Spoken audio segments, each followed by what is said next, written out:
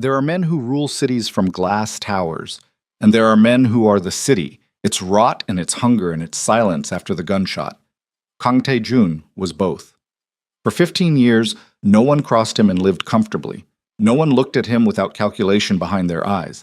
No one walked into his world and walked out unchanged. Then a young woman from Lagos dropped a stack of classified documents across his shoes in the middle of a boardroom full of men who would have killed to be in her position. And the most feared crime lord in Korea felt something crack open in his chest that he hadn't felt since he was 9 years old, watching his mother bleed out on a marble floor. This is the story of what happened next. If you've made it this far, stay. Hit like. Drop your city in the comments. Let me see how far this story travels. The morning Nia Okafor arrived in Seoul, the sky was the color of old pewter and the air smelled like rain that hadn't decided to fall yet. She stood outside Incheon International Airport with a single hard-shell suitcase, a carry-on bag with a broken zipper she'd safety-pinned shut somewhere over Dubai, and a printed confirmation letter from the Daesung Holdings International Internship Program that she'd read so many times the paper had gone soft at the folds. She was 26 years old. She had 2 master's degrees, one in corporate finance from the University of Lagos, one in international business from a program in London she'd funded through 3 years of scholarships, part-time accounting work, and a stubbornness that her mother called a gift and her professors called a liability. She had $43 in her personal bank account, which after the currency conversion came out to roughly 57,000 Korean won, which sounded like a lot until she priced a cab to the city. She took the airport bus. She had the window seat and she pressed her forehead against the cold glass and watched Seoul materialize out of the distance. First the industrial edges, the freight yards, and concrete overpasses and apartment blocks stacked like gray dominoes. Then gradually the city sharpened into something that actually looked like the photographs. Glass towers, Han River bridges, neon that even in daylight gave the streets a particular electricity. Like everything was plugged into something you couldn't see, Nia Okafor was not easily impressed. She'd grown up in Lagos, which had its own brutal and beautiful energy, and she'd spent enough time in London and brief stints in New York to understand that cities all believed they were the center of the world, and most of them were partially right. But something about Seoul that morning made her sit up a little straighter. Not awe, more like alertness. The feeling of a place that would demand something from her before it gave anything back. That feeling turned out to be accurate, though she couldn't have known exactly how accurate. The internship apartment was small and clean, 14th floor of a building in Mapogu. Shared bathroom down the hall, a single window that looked out at another building's wall. She'd had worse. In London, she'd shared a room with 2 other postgraduate students and a mouse problem that the landlord described as being addressed. She unpacked methodically, clothes hung, toiletries arranged, her father's old leather journal set on the narrow desk beside her laptop. She didn't open the journal. She hadn't opened it in 4 months. She just needed to know it was there. She ate a convenience store triangle kimbap for dinner, figured out the subway map well enough to feel confident about the morning, and was asleep by 9:30. The first day at Daesung Holdings did not begin in the boardroom. It began in a basement orientation room with 11 other international interns. 3 from the United States, 2 from Japan, 1 each from Brazil, Germany, France, the Philippines, Egypt, and Nia from Nigeria, and a Korean HR coordinator named Park Ji-soo, who smiled with the specific warmth of someone who had given this exact orientation 37 times and knew exactly which jokes landed and which fell flat and had stopped caring about the difference. They were given lanyards, orientation packets, a brief video about Daesung Holdings that described the conglomerate as a visionary enterprise shaping the future of Korean industry, and showed a lot of drone footage of glass buildings and smiling employees that Nia suspected had been filmed in a single afternoon. They were told about dress codes, security clearances, the hierarchy of floors, regular operations on floors 2 through 20, executive division on floors 30 through 40, floors above 40 accessed by separate elevator requiring a keycard she would not be receiving. Above 40, Park Ji-soo said cheerfully, is where the magic happens.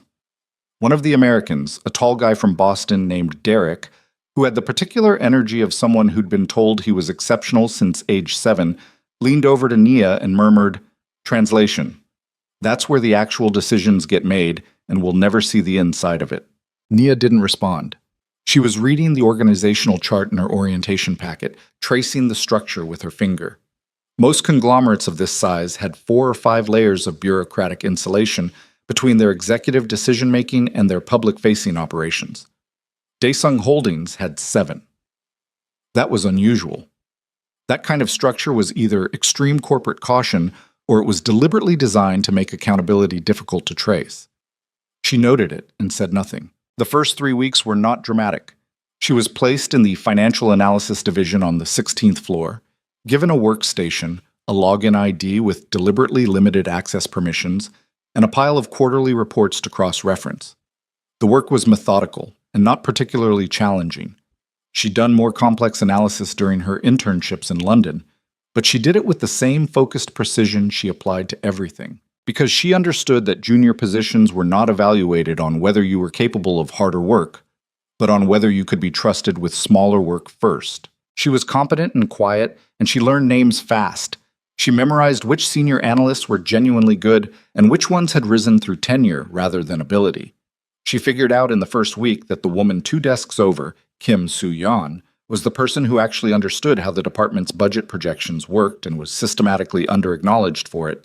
So Naya sat near her during lunch and asked genuine questions and listened carefully to the answers. She did not make the mistake of being visibly smarter than the people evaluating her.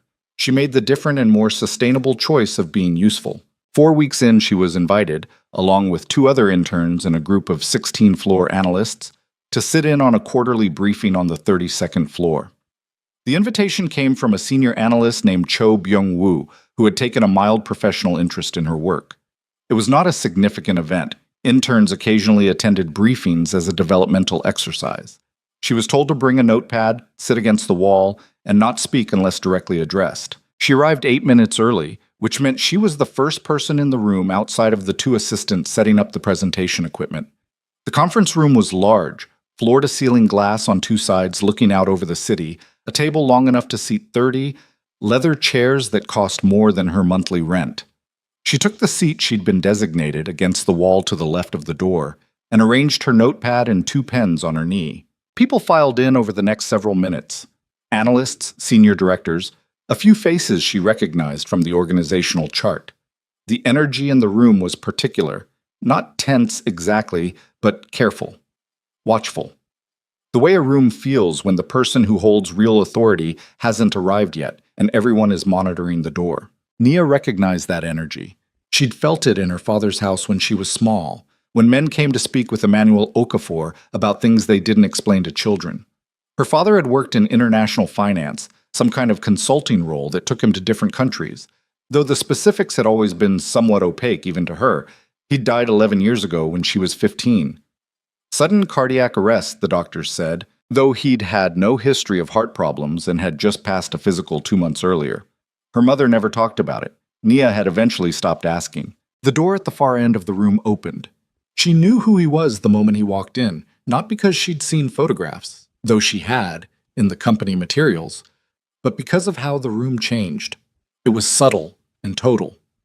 People who had been in mid-sentence finished their thoughts just slightly faster, postures adjusted by a few degrees.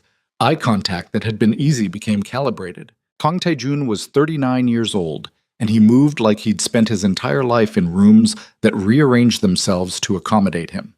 He was not the largest man in the room, but he occupied space with an authority that had nothing to do with physical size.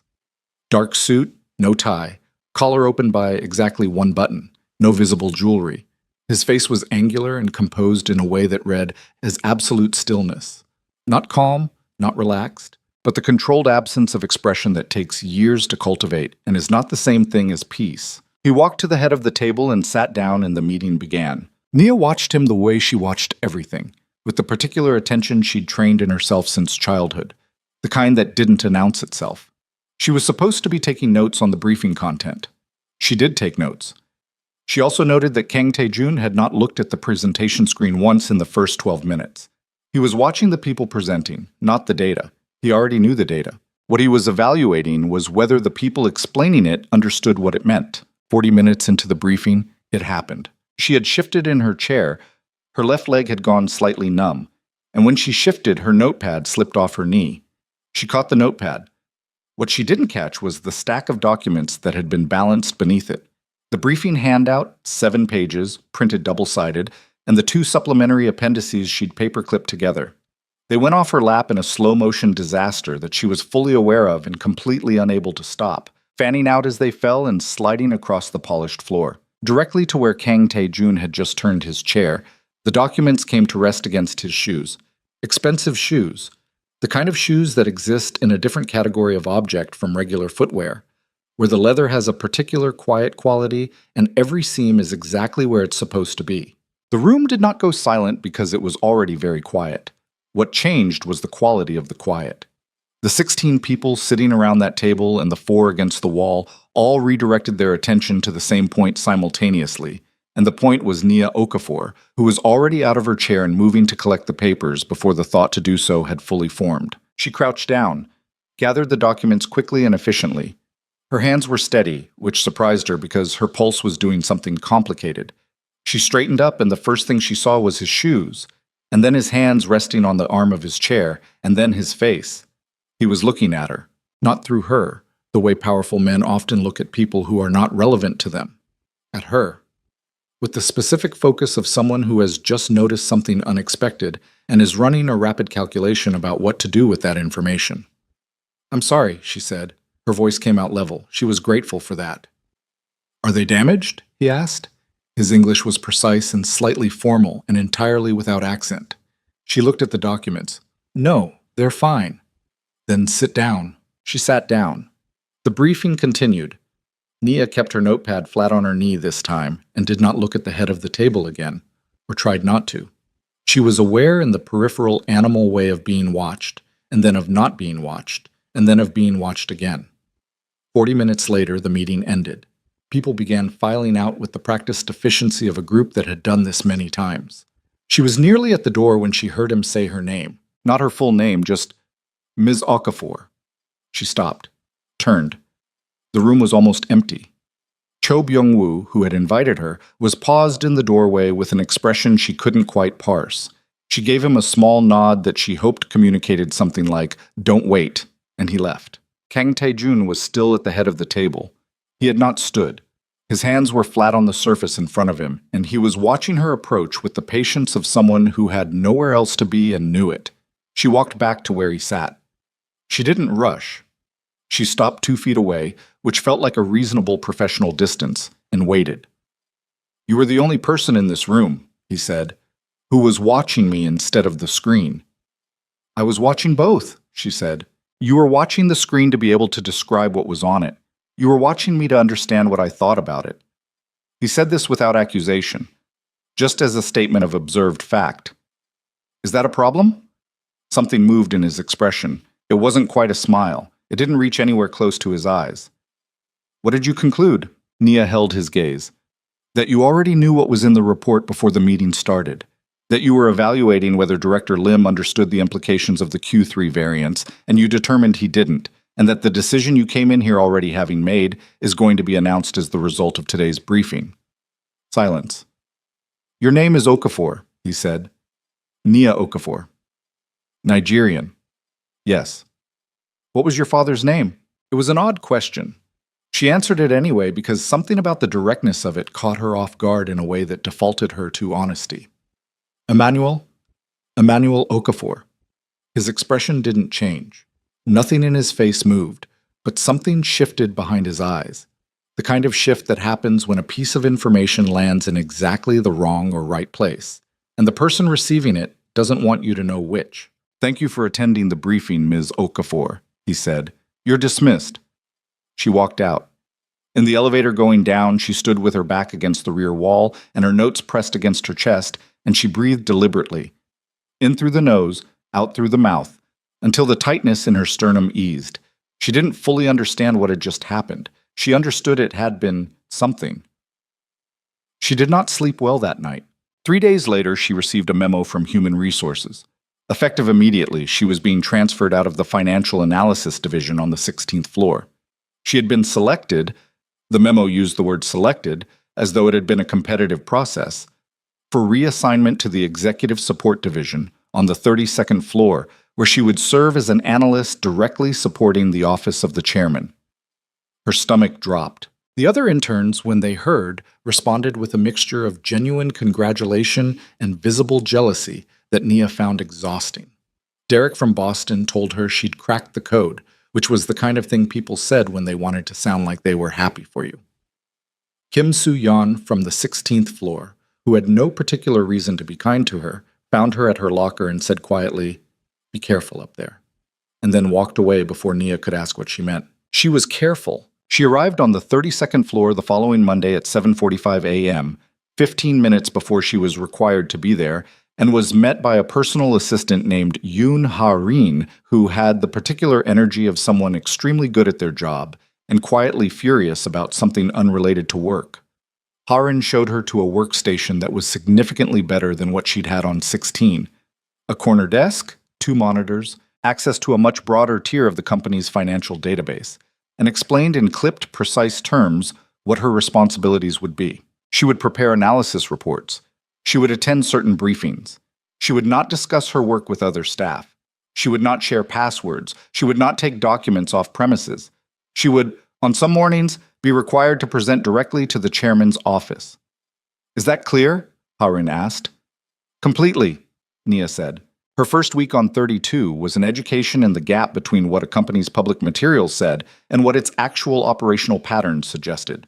The financial data she now had access to was more granular, and the picture it painted of Daesung Holdings was substantially more complicated than the one presented in the orientation video. Revenue streams that didn't map cleanly to any declared business unit. Intercompany transfers that moved through a chain of subsidiaries and configurations that would require a specific kind of motivation to construct. Shell entities and jurisdictions whose primary appeal was the absence of transparency requirements. None of this was necessarily illegal. Companies of this scale did complex things for complex reasons, and not all of those reasons were sinister, but the architecture of it was unusual enough that she noticed, and when she noticed things, she wrote them down. In her own notebook. In a handwriting system she'd developed in school that was technically legible, but only to her. She was careful not to look like she was looking. She ran the analyses she was assigned. She produced the reports requested. She flagged discrepancies within the scope of her assignment, and only within that scope. She was professional and unremarkable, and she showed up 8 minutes early every day, and she learned slowly which parts of the 32nd floor were watched more carefully than others. She met Kang Tae-jun for the second time on her 9th day on the floor. She was alone in the smaller conference room, what the staff called the East Room, running projections on a restructuring scenario she'd been assigned. It was past 7 in the evening. Most of the 32nd floor had emptied out. She'd stayed because she wanted the quiet and because she was close to finishing and because the apartment in Mapogu had developed a plumbing issue that made a sound in the walls at night that she found deeply irritating. He walked in without knocking. She looked up. He was in the same kind of suit as before, but without the jacket. Shirt, dark slacks, sleeves rolled to the elbow. He was carrying a coffee cup and he looked at her the way someone looks at an object they'd half expected to find in a particular location and are mildly satisfied to discover is actually there. "You're still here," he said. "I'm finishing the restructuring projections. Ha-rin said they were needed Thursday. I'd rather finish tonight." He set his coffee down on the edge of the table and looked at the screen behind her. She watched him read it, the slight focus that came into his face, the way his eyes tracked left to right across the numbers. He was faster than she expected. Most executives at this level were pattern recognizers. They didn't actually read the numbers. They identified whether the overall shape was what they expected. He was reading the numbers. "Your margin assumptions for the Busan facility are aggressive," he said. "They're in line with comparable facilities in the sector over the last 2 years. The sector over the last 2 years benefited from supply chain conditions that are currently reversing. Your projections don't account for that." She looked at her screen. He was right. It was a legitimate critique, and she had missed it because she'd pulled the benchmarks without adequately stress testing the underlying conditions. "You're right," she said. "I'll revise. Show me the underlying data." She turned the monitor slightly and pulled up the source tables and talked him through her logic. He listened without interrupting, which she'd learned was more unusual in executives than it should be. He asked 2 questions at the end that were precisely the 2 questions she'd have asked if she were reviewing someone else's work. "Revise the assumptions and run 3 scenarios," he said. "Base, downside, stress. Have them on my desk by tomorrow at noon. I'll have them by 9. He picked up his coffee. He was almost at the door when he stopped. He didn't turn around. Why did you come here? To Korea. To this company specifically. Nia considered the question for a moment. The honest answer was complicated. The simple answer was, Daesung Holdings has the best international program in the sector, and I needed to be somewhere that would make other places take me seriously. He turned then, just slightly, enough to look at her in profile. And is that working? Ask me in 6 months. He left. She sat in the empty East conference room for a moment after he was gone and looked at her screen and thought about the way he'd said her father's name that first time. Not said it exactly, but asked for it, and then repeated it back in a way that was almost too controlled. Emmanuel Okafor. She told herself at the time that she was imagining the significance of his reaction, that it was just an unusual question from a man who probably asked unusual questions because he could. She pulled out her father's journal from her bag. She'd started carrying it with her again. She wasn't entirely sure why. She opened it to the last section, the entries from the final year of his life.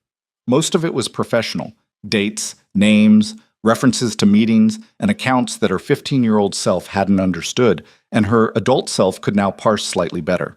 International clients, portfolio structures, references to work in KR, which she'd always assumed meant Korea, that appeared frequently in the final 8 months before his death. She turned to the last page with writing on it. It was 3 lines, and her father's handwriting was tight and fast in a way that was different from his earlier entries. Found it, all of it. The question now is what to do with what I know. I cannot go to the authorities here, not after what I've seen. If something happens to me, follow the money back to its beginning. The foundation is rotten. Nia had read those 3 lines many times over the years. She'd built multiple interpretations around them. She'd decided at various points that it was nothing, that her father had been involved in some kind of minor financial irregularity that he'd stumbled into and panicked about, that it was the kind of thing that got resolved and forgotten, that the cardiac arrest at 51 was exactly what the doctors said it was. She was finding those interpretations harder to maintain. She put the journal away. She pulled up the restructuring model and started revising the margin assumptions. She worked until 11:15, produced 3 scenarios that she was satisfied with, and went home. The reports were on his desk at 8:40 the next morning. The weeks that followed established a pattern. She did the work she was assigned with rigor and consistency. He appeared occasionally in the East Conference room after hours, in briefings where she was one of 3 analysts presenting, once simply walking past her desk and stopping to read the screen behind her for 90 seconds before continuing. He never explained these appearances. She stopped expecting explanations. What she noticed was that his questions sharpened each time. Not in difficulty exactly, more in specificity. He wasn't testing whether she could do the work. He was learning what she thought. The distinction was important. People who wanted to evaluate your competence asked you to demonstrate it. People who wanted to understand how you reasoned asked you to talk through your logic. She was not comfortable with how much she looked forward to those conversations. She was not comfortable with several things. The patterns in the financial data that kept resolving into configurations she couldn't explain. The way certain budget allocations seemed to flow away from the declared business units in directions that her access level didn't allow her to track. The fact that at least 2 of the subsidiaries she'd been asked to analyze showed financial activity that was consistent with money moving through them in a direction opposite to what their declared operations would suggest. She told herself she was seeing patterns that weren't there. She told herself she was an intern from Nigeria with 4 weeks on the 32nd floor and 1 impressive boss, and she needed to do her work and not invent a story around the gaps. She told herself this on a Thursday evening when she stayed late and pulled a subsidiary file she'd been asked to cross-reference and found a ledger entry that referenced a holding structure she recognized, not because she'd seen it before, but because she'd seen its shape. The same jurisdictional layering, the same subsidiary chain. Just once. In the notes her father had left in the final pages of his journal. She closed the file. She sat very still for a moment. She opened the file again and took a photograph of the relevant entry with her phone, which she knew was a violation of the security protocols she'd signed. She did it anyway. She was careful. She deleted the recent apps log and the camera roll preview and transferred the image to an encrypted folder she'd set up on a separate cloud account 3 weeks ago, which told her something about herself. That she'd been preparing for something like this before she knew what it was. She went home and she sat on her bed in the dark in the apartment in Mapugu, and she thought about her father. She thought about the last time she'd seen him, which was the morning of the day he died. He'd been quieter than usual at breakfast. He'd hugged her before she left for school, which he always did, but he'd held on a few seconds longer. She'd thought at the time that he was just tired. She'd thought that for 11 years. She was beginning to think she'd been wrong. The following Tuesday, Kang Tae-jun called her into his office. Not through Harin, not by memo. He appeared at her workstation at 10 in the morning, said, "My office now," and walked away. She saved her work, straightened her jacket, and followed him. His office occupied the corner of the 32nd floor. Floor-to-ceiling glass on two walls, Seoul spread out below in every direction in the particular clarity of a cold November morning.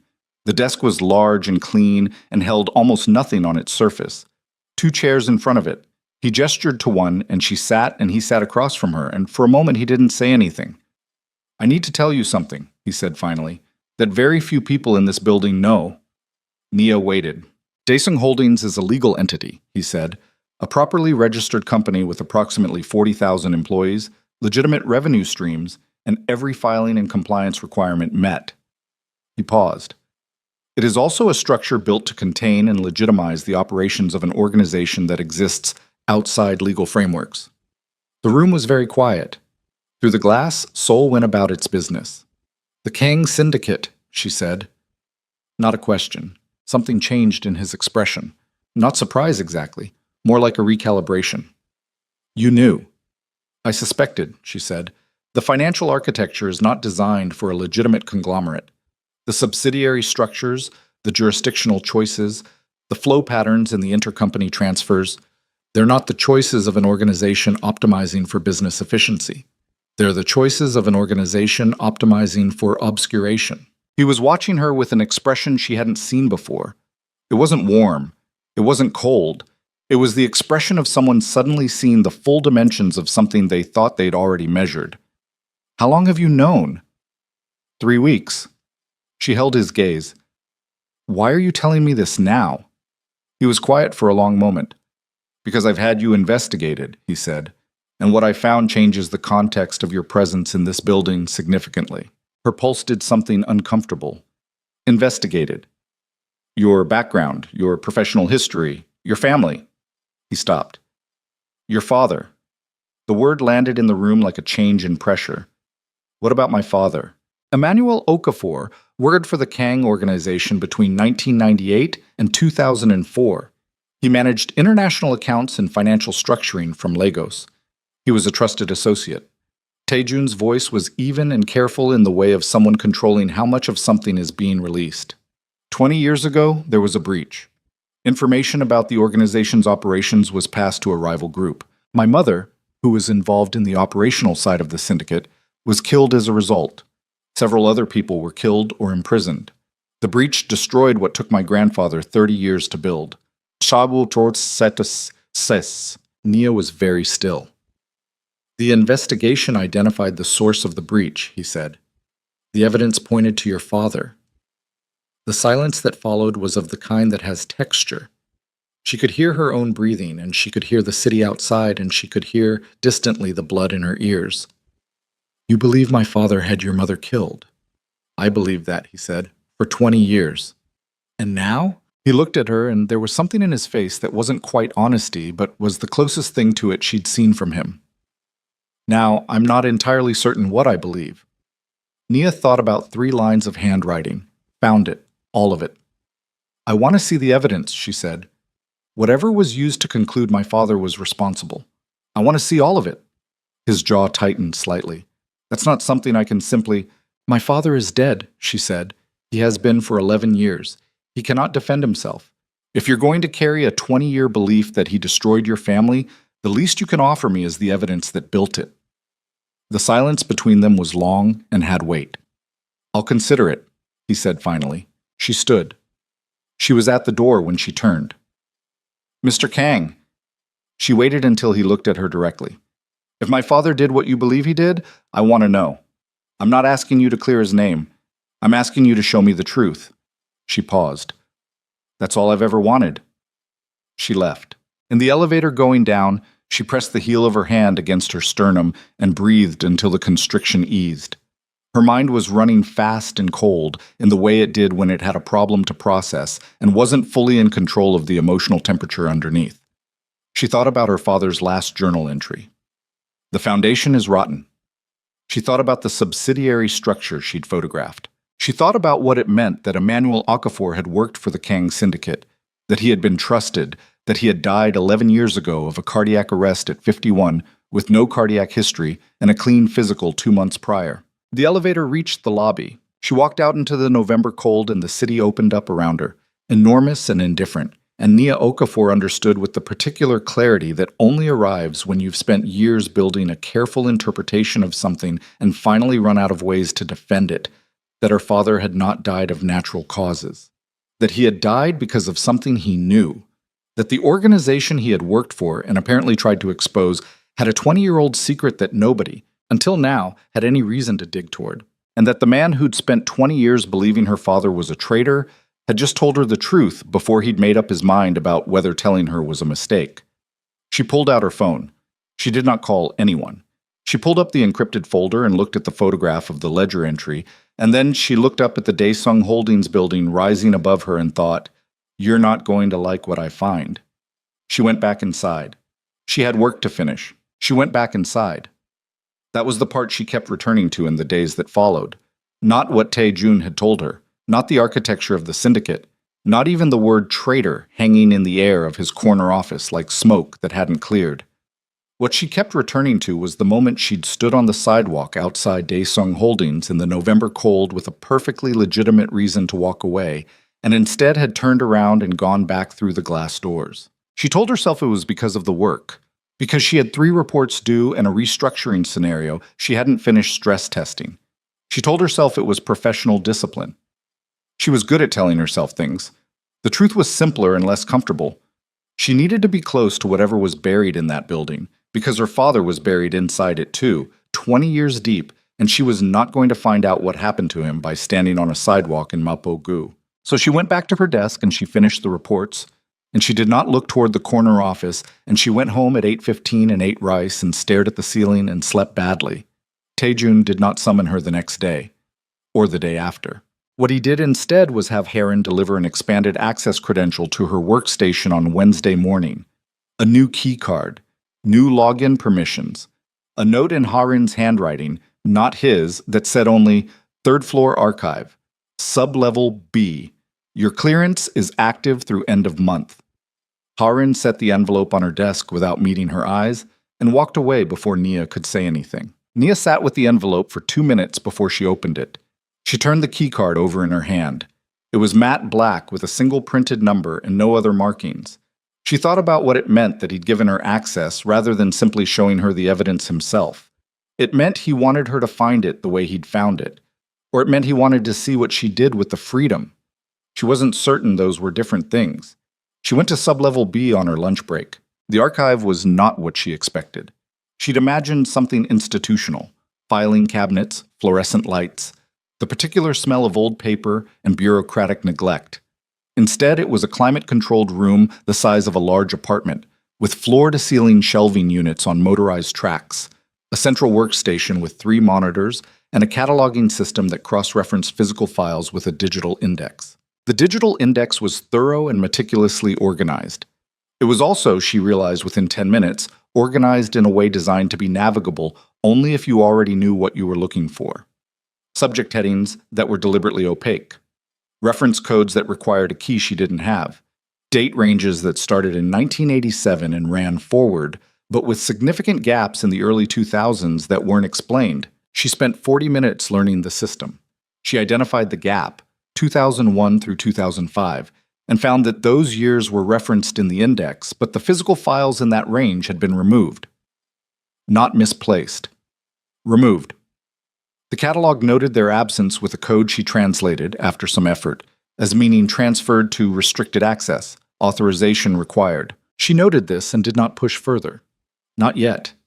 She was not going to use the full extent of whatever this access permitted on the first visit, because that was the kind of move that told someone watching exactly how fast you were willing to go. She went back upstairs and worked the rest of the afternoon on legitimate assignments and did not look toward the corner office.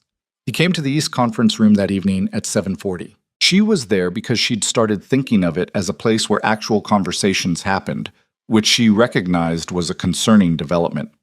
He sat down across the table from her, not at the head this time, and he had no coffee and no documents, and he looked, for the first time since she'd known him, like a man who hadn't slept well. "You went to the archive," he said. "You gave me access. I know what I gave you."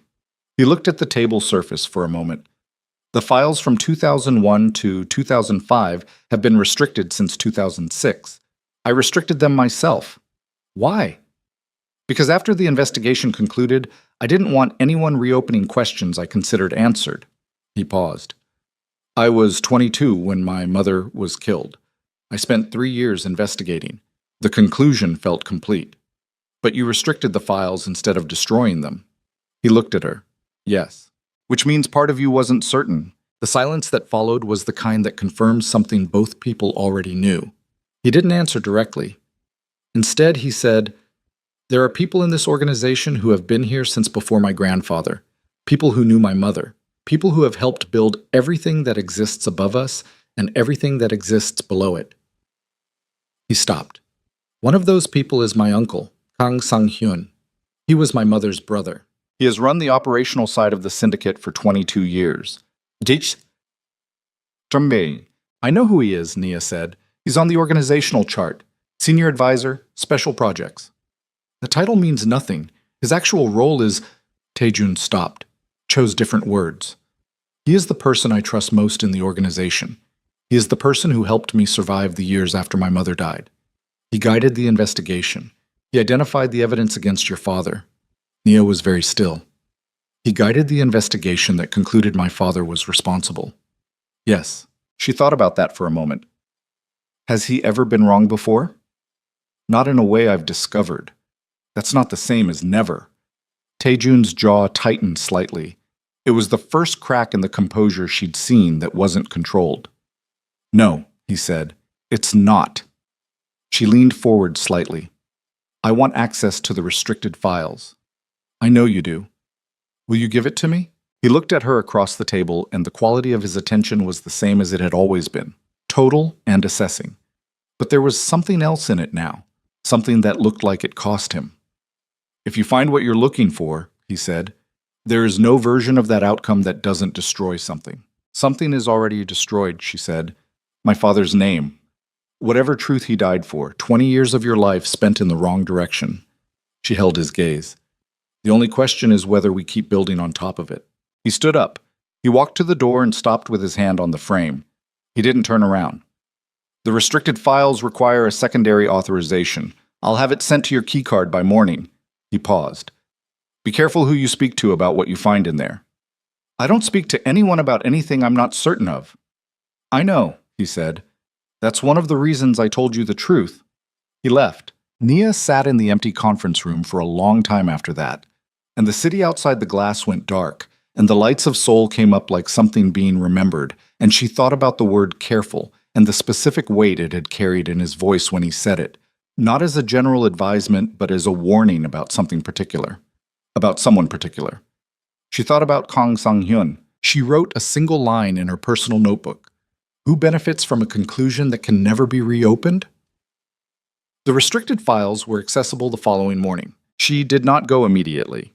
She went at 11 a.m. on a Friday when the 32nd floor was in the controlled bustle of pre-weekend activity, and her absence from her desk for 90 minutes would not register as unusual. She told Harin she was working in the archive, and Harin noted it without reaction, which told her that analysts going to the archive was normal enough to not be remarkable. Sublevel B was empty. The climate control hummed. She sat at the central workstation and used the secondary authorization and the restricted catalog opened in a separate partition. She started with her father's name. There were 14 files that referenced Emmanuel Okafor. She pulled them in chronological order and read carefully, which meant she read slowly because careful reading is slow, and she had learned not to rush the moment she found something that mattered. The first 6 files established what Taejun had told her. Her father had worked as an international financial consultant for a holding structure connected to the Kang Syndicate, beginning in 1998. He'd managed accounts across 3 West African jurisdictions and had been, by every indication in the files, trusted and competent. The files used the language of professional assessment without warmth. He was a resource, he was an asset, he was effective. Not a friend, not a person, a function. Files 7 through 10 covered the period from 2003 to 2004, and the language changed. References to a security review, an internal audit, communication logs that had been flagged for anomalies. The word irregularities appeared in multiple places in a way that was pointed. Irregularities in reporting, irregularities in account transfers, irregularities in the communication records between the Lagos office and the Seoul Operational Center. File 11 was the investigation summary. 12 pages dated March 2004. It laid out the case against Emmanuel Okafor in the structured language of internal disciplinary documentation. Communication intercepts suggesting he had passed operational details to a rival organization. Transfer records showing funds moving through accounts linked to his name. A witness statement from an unnamed internal source confirming he had met with representatives of a competing network. Nia read the 12 pages twice. She read them the way she read financial reports, looking not at what was being said, but at what was being structured, the architecture of the argument. On the second read, she found it. The communication intercepts were cited with reference numbers. She pulled the reference numbers in the catalog. 2 of the 3 cited intercepts did not exist in the archive. They were referenced, but the underlying documents were listed as original destroyed, summary retained, which was a categorization that appeared nowhere else in the restricted catalog. It was a categorization that, in a financial audit, would be an immediate red flag. You don't destroy primary evidence and retain only a summary prepared by the investigator. That's not a record. That's a narrative. The transfer records were similarly structured. Account numbers cited, transactions described, but the actual transaction records had the same notation: original, destroyed. What remained was the investigation summary's description of what those records had shown, authored by the investigator. She checked who had authored the investigation summary. The file signature read, "Prepared by KSH, Senior Operations, Authorization KSH-7, KSH, Kang Sang-hyun." She sat back in her chair. The climate control hummed.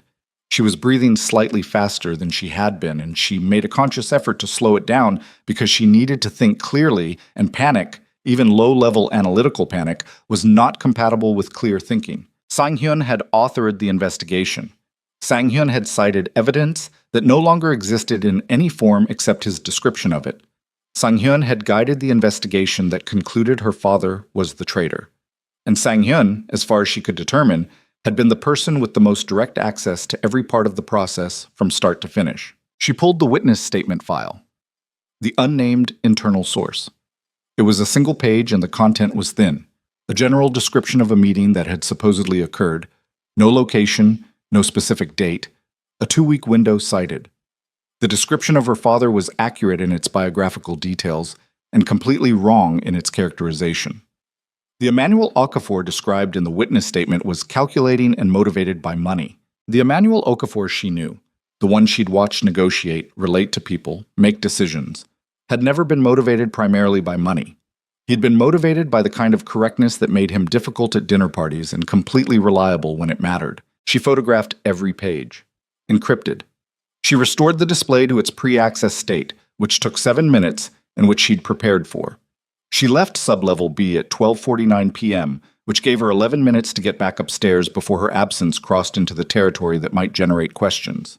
She was at her desk by 12:58, hands steady, face composed, pulse doing something complicated underneath both. She did not go to Taejun immediately. She went home that evening and sat with everything she'd found and built the case carefully, the way she would have built a financial analysis. What she knew, what she could demonstrate, what she was inferring, and what was still missing. What she knew was that the evidence against her father had been constructed by a single author who had then destroyed the primary sources. What she could demonstrate was the structural problem with that, the absence of independent corroboration, the self-referential citation chain. What she was inferring was why. What she was still missing was the actual truth of what her father had found that made someone want him dead. The answer to that last part, she suspected, was somewhere in those final entries in his journal. She opened the journal, She read the last 40 pages more carefully than she ever had before, not looking for the emotional content, the way she'd read it in the years right after his death, but looking at it the way she now looked at financial documents, for structure, for what was being omitted, for the shape of what was there versus the shape of what would be there if the narrative were complete. There was a 2-week gap in the entries in September 2004. Before the gap, the entries were regular. After the gap, there were only 3, growing progressively shorter and more compressed. The last entry she'd memorized. Found it. All of it. She looked at the entry before it, her father's handwriting. The accounts don't lie. He used the breach to clean the money, and he used the money to cover what he'd done. I have the original transfers. He doesn't know I pulled them before the audit. She read that twice. He used the breach. Not the breach happened, and he investigated it. He used it. Her father had not been describing the traitor from the outside. He'd been describing someone who had manufactured the breach entirely, used it to accomplish something else, something financial, and then attributed it to someone expendable, to Emmanuel Okafor. She sat in her apartment in Mapogu, and outside the plumbing made its noise in the walls, and the city existed at the edge of everything, and she felt something that was not quite grief and not quite fury, but lived in the territory between them. Her father had died with this knowledge. He'd died because he had the original transfer records, had physically pulled them before the audit could reach them, and someone had found out he had them. She had the journal, which meant she had his notes about where the records were, which meant the records might still exist. She almost called Taijun. She had his direct line. It had been included in her transfer documentation in a way she'd understood was unusual. She held her phone and thought about it for nearly a minute before she put it down. Not yet. She needed one more piece. The location her father had referenced in an earlier entry, KR Archive, Physical, 2003 series, which, cross-referenced with the catalog structure she'd now learned, pointed to a physical file storage area on sublevel B that she had not yet accessed. She needed to go back to the archive. She needed to go back at a time when she was certain no one was watching. That thought led naturally to the question she'd been avoiding. Who, in this building, was watching her? She'd been careful.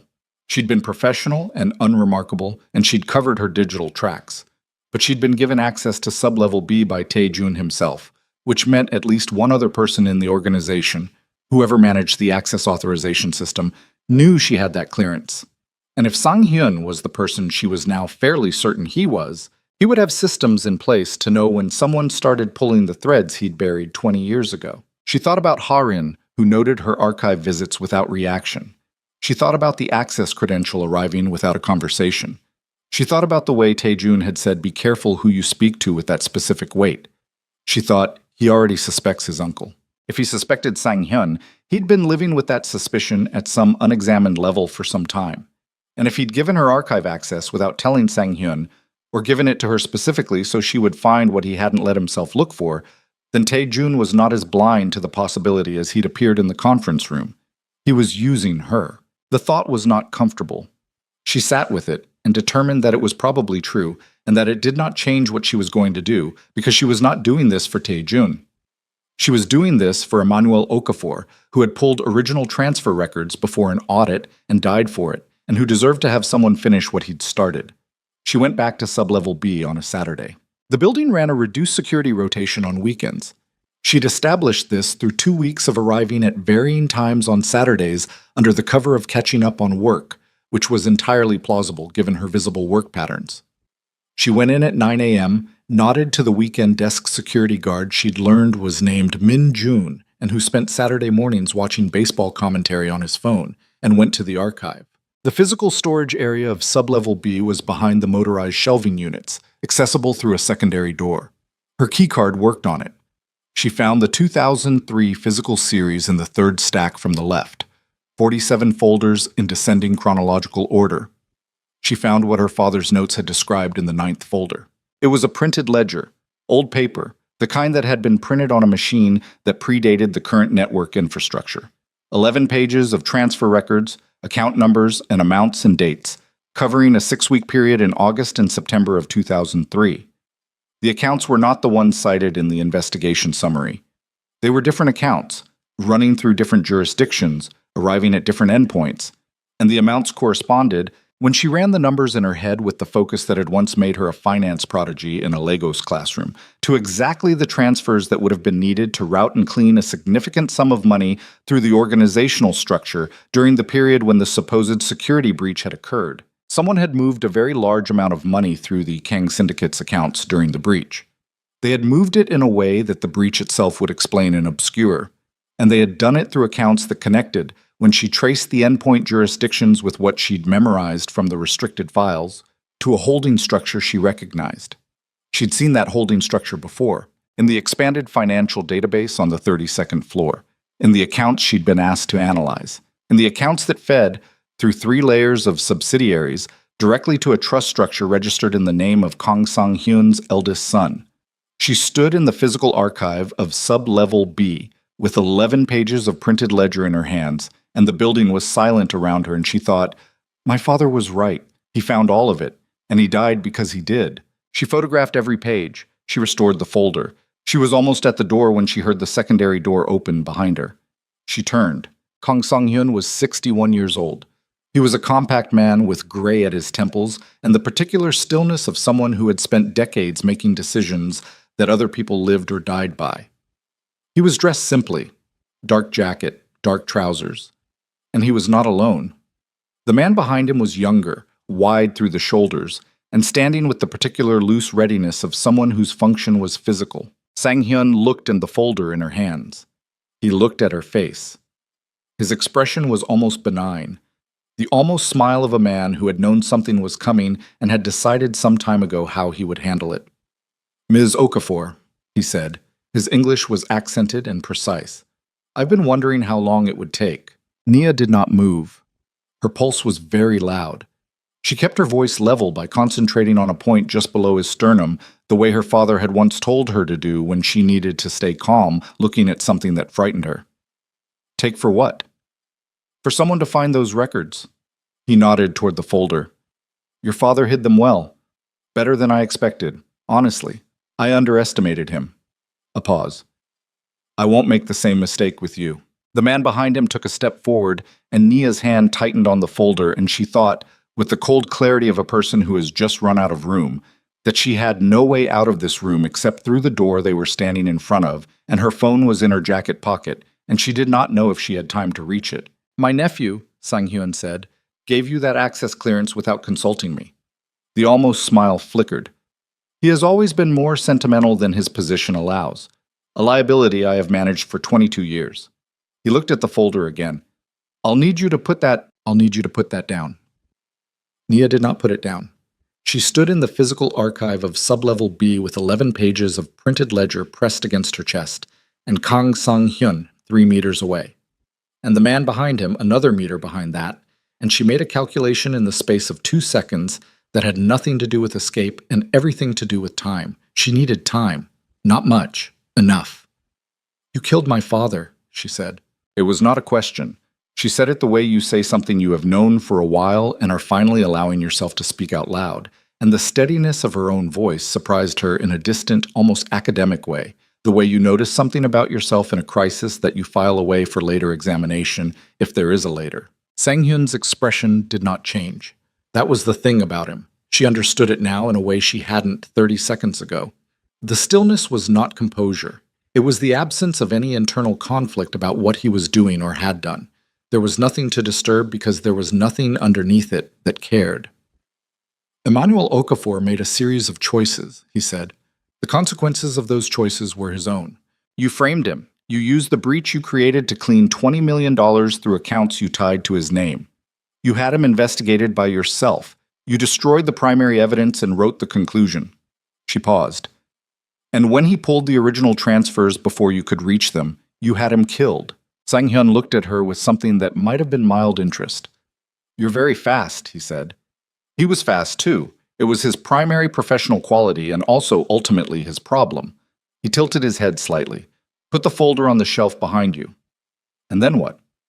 And then we have a conversation about how this ends in a way that doesn't require me to make the same decision I made about your father. The man behind him shifted his weight. Nia tracked the movement in her peripheral vision without moving her eyes from Sang-hyun's face. The man was not holding anything yet. He didn't need to. He outweighed her by 40 kilograms and was standing between her and the only exit. Her phone was in her right jacket pocket. She had Tae-jun's direct line in her contacts. If she could get the phone out and get the call connected before the man behind Sang-hyun crossed the distance between them, there was a version of this that didn't end in the archive. She needed 4 seconds minimum. She did not have 4 seconds. "You've been watching me," she said. Not an accusation. She was buying time and she needed to keep him talking because talking men don't move, and she needed him to not move yet. "Since I got access to the archive." "Since before that," Sang-hyun said. "Since Tae-jun transferred you to 32. He didn't consult me. That was unusual. Tae-jun is many things, but he is not impulsive, and moving an international intern directly into the executive division after one briefing is impulsive." He paused. "I looked into your background. Your father's name was familiar in a way I hadn't expected after 20 years. You thought he might have told someone. I thought he might have left something behind. People like your father, careful men, principled men. They always leave something behind. It's a form of vanity, really, the belief that the truth requires a witness." Something moved at the corner of his mouth. "I searched his residence after his death. I had his communications reviewed. I found nothing. I concluded he'd been more careful than I gave him credit for, or that whatever he'd found hadn't been passed on. But then I showed up. Then you showed up." He looked at her with the even attention of someone reviewing a situation they have already resolved. "Put the folder down, Ms. Okafor. I won't ask again." Nia put her left hand on the folder. She did not put it down. She took one step sideways, slowly, toward the nearest shelving unit, and the motion looked like compliance and wasn't. It put solid steel shelving at her back and narrowed the angle the man behind Sang-hyun would need to cover to reach her. Small advantage, she needed small advantages. "Tae-jun knows," she said. "Not everything, but enough. He gave me the access because he's been questioning the investigation for years and couldn't let himself look at it directly, so he gave it to me instead." She watched Sang-hyun's face. "You know that, which is why you're here yourself instead of sending someone." The stillness in Sang-hyun's face acquired a different quality. Not disruption, a kind of tightening. She had touched something true. "My nephew," he said carefully, "has always had difficulty accepting that necessary decisions were made on his behalf. He was 22 years old when his mother died. He was not equipped to manage the aftermath. I managed it for him." The words were even and measured and carried the particular tone of someone who has rehearsed a justification so many times it has stopped feeling like one. "Everything I did to protect what his grandfather built, to protect Tae-jun's future. You killed an innocent man." I removed a complication. "You killed his mother." The archive went very quiet. It was not what she'd planned to say. She hadn't planned to say it at all because she hadn't known, not with certainty, until she said it and watched what happened to his face. The near smile disappeared. Not into shock, into something older and more carefully contained, the expression of a man who has been carrying a specific thing for a very long time and has just felt someone else's hand on it. "That accusation," he said, and his voice had changed in a way that was almost imperceptible, flatter, with the compression of controlled anger, "requires evidence you don't have. My father's notes reference a transfer initiated 48 hours before Yoon Jae-won died." She used Tae-jun's mother's name deliberately, watching his face. The transfer was routed through the rival organization's known accounts. It looked like payment for an operation. It looked like the syndicate hired them. She paused. "But the origin point was internal. The authorization code was yours." She was inferring. She was inferring from her father's notes and the ledger pages and the structural logic of everything she'd found, and she did not have direct proof of this specific thing. But she was certain enough to say it, and she needed him to react, and he did. Not visibly. Not in any way the man behind him would notice, but in the slight involuntary constriction around his eyes that lasted less than a second before his control reasserted itself, she saw it. Confirmation. The kind that comes not from documents, but from watching the face of someone who has just realized you know the shape of what they did. "You have nothing," he said. "I have this folder."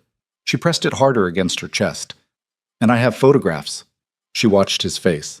"Encrypted. Remote storage. Not on this phone." All of that was true. "Accessible to a third party if I don't confirm contact within—" She glanced at her watch without looking at it. A bluff. 40 minutes. The man behind Sang-hyun looked at his employer. Sang-hyun did not look back at him. He kept his eyes on Naya, and the calculation behind them was visible now in a way it hadn't been before, because she'd changed the arithmetic on him, and he was rerunning it. "Who is the third party?" he said. "Does it matter?" "It matters considerably." She said nothing. The silence held for 5 seconds that felt like a different unit of time entirely. Then Sang-hyun said something in Korean to the man behind him, a single short phrase, and the man's posture changed. Not moving forward, but settling, the way a person settles when they're shifting from immediate action to waiting. Sang-hyun looked back at her. "You are in a building where I have operated for 30 years, he said. "Whatever you believe you've secured, I will find it. Whatever access you've used, I will trace it. Whatever photographs you've taken in this room today will be addressed." He paused. "But I am not, contrary to what you may believe about my family's organization, a man without reason. There are solutions to this problem that do not require what happened to your father." "Like what?" "Like you taking the internship completion bonus you'll receive in 6 weeks, and your considerable professional credentials, and finding an excellent position somewhere that isn't Seoul." He said it with the evenness of someone offering a reasonable business arrangement. "You would leave having found nothing actionable. I would ensure that the Okafor name is quietly rehabilitated in our internal records. Your father's reputation, at least within the organization, restored." Nia looked at him. She thought about Emmanuel Okafor eating breakfast in Lagos on the last morning of his life. She thought about the hug that lasted a few seconds too long. "No," she said. Sang-hyun exhaled through his nose. "That's a significant mistake." "My father made the same choice," she said. "I'm starting to think it runs in the family." He looked at her for a long moment. Something moved through his expression that she couldn't quite name. Not respect, nothing that clean, but something in the vicinity of recognition. The way you recognize a quality in someone that you understand will be a problem. "Bring her," he said in English, deliberately, so she would understand. The man behind him moved. She had 3 seconds, and she used 2 of them, pulling her phone from her pocket, and one of them hitting Taejun's name in her contacts. And the call connected on the first ring, and she had time to say exactly 4 words before the man's hand closed on her wrist. "Sublevel B. Archive. Now."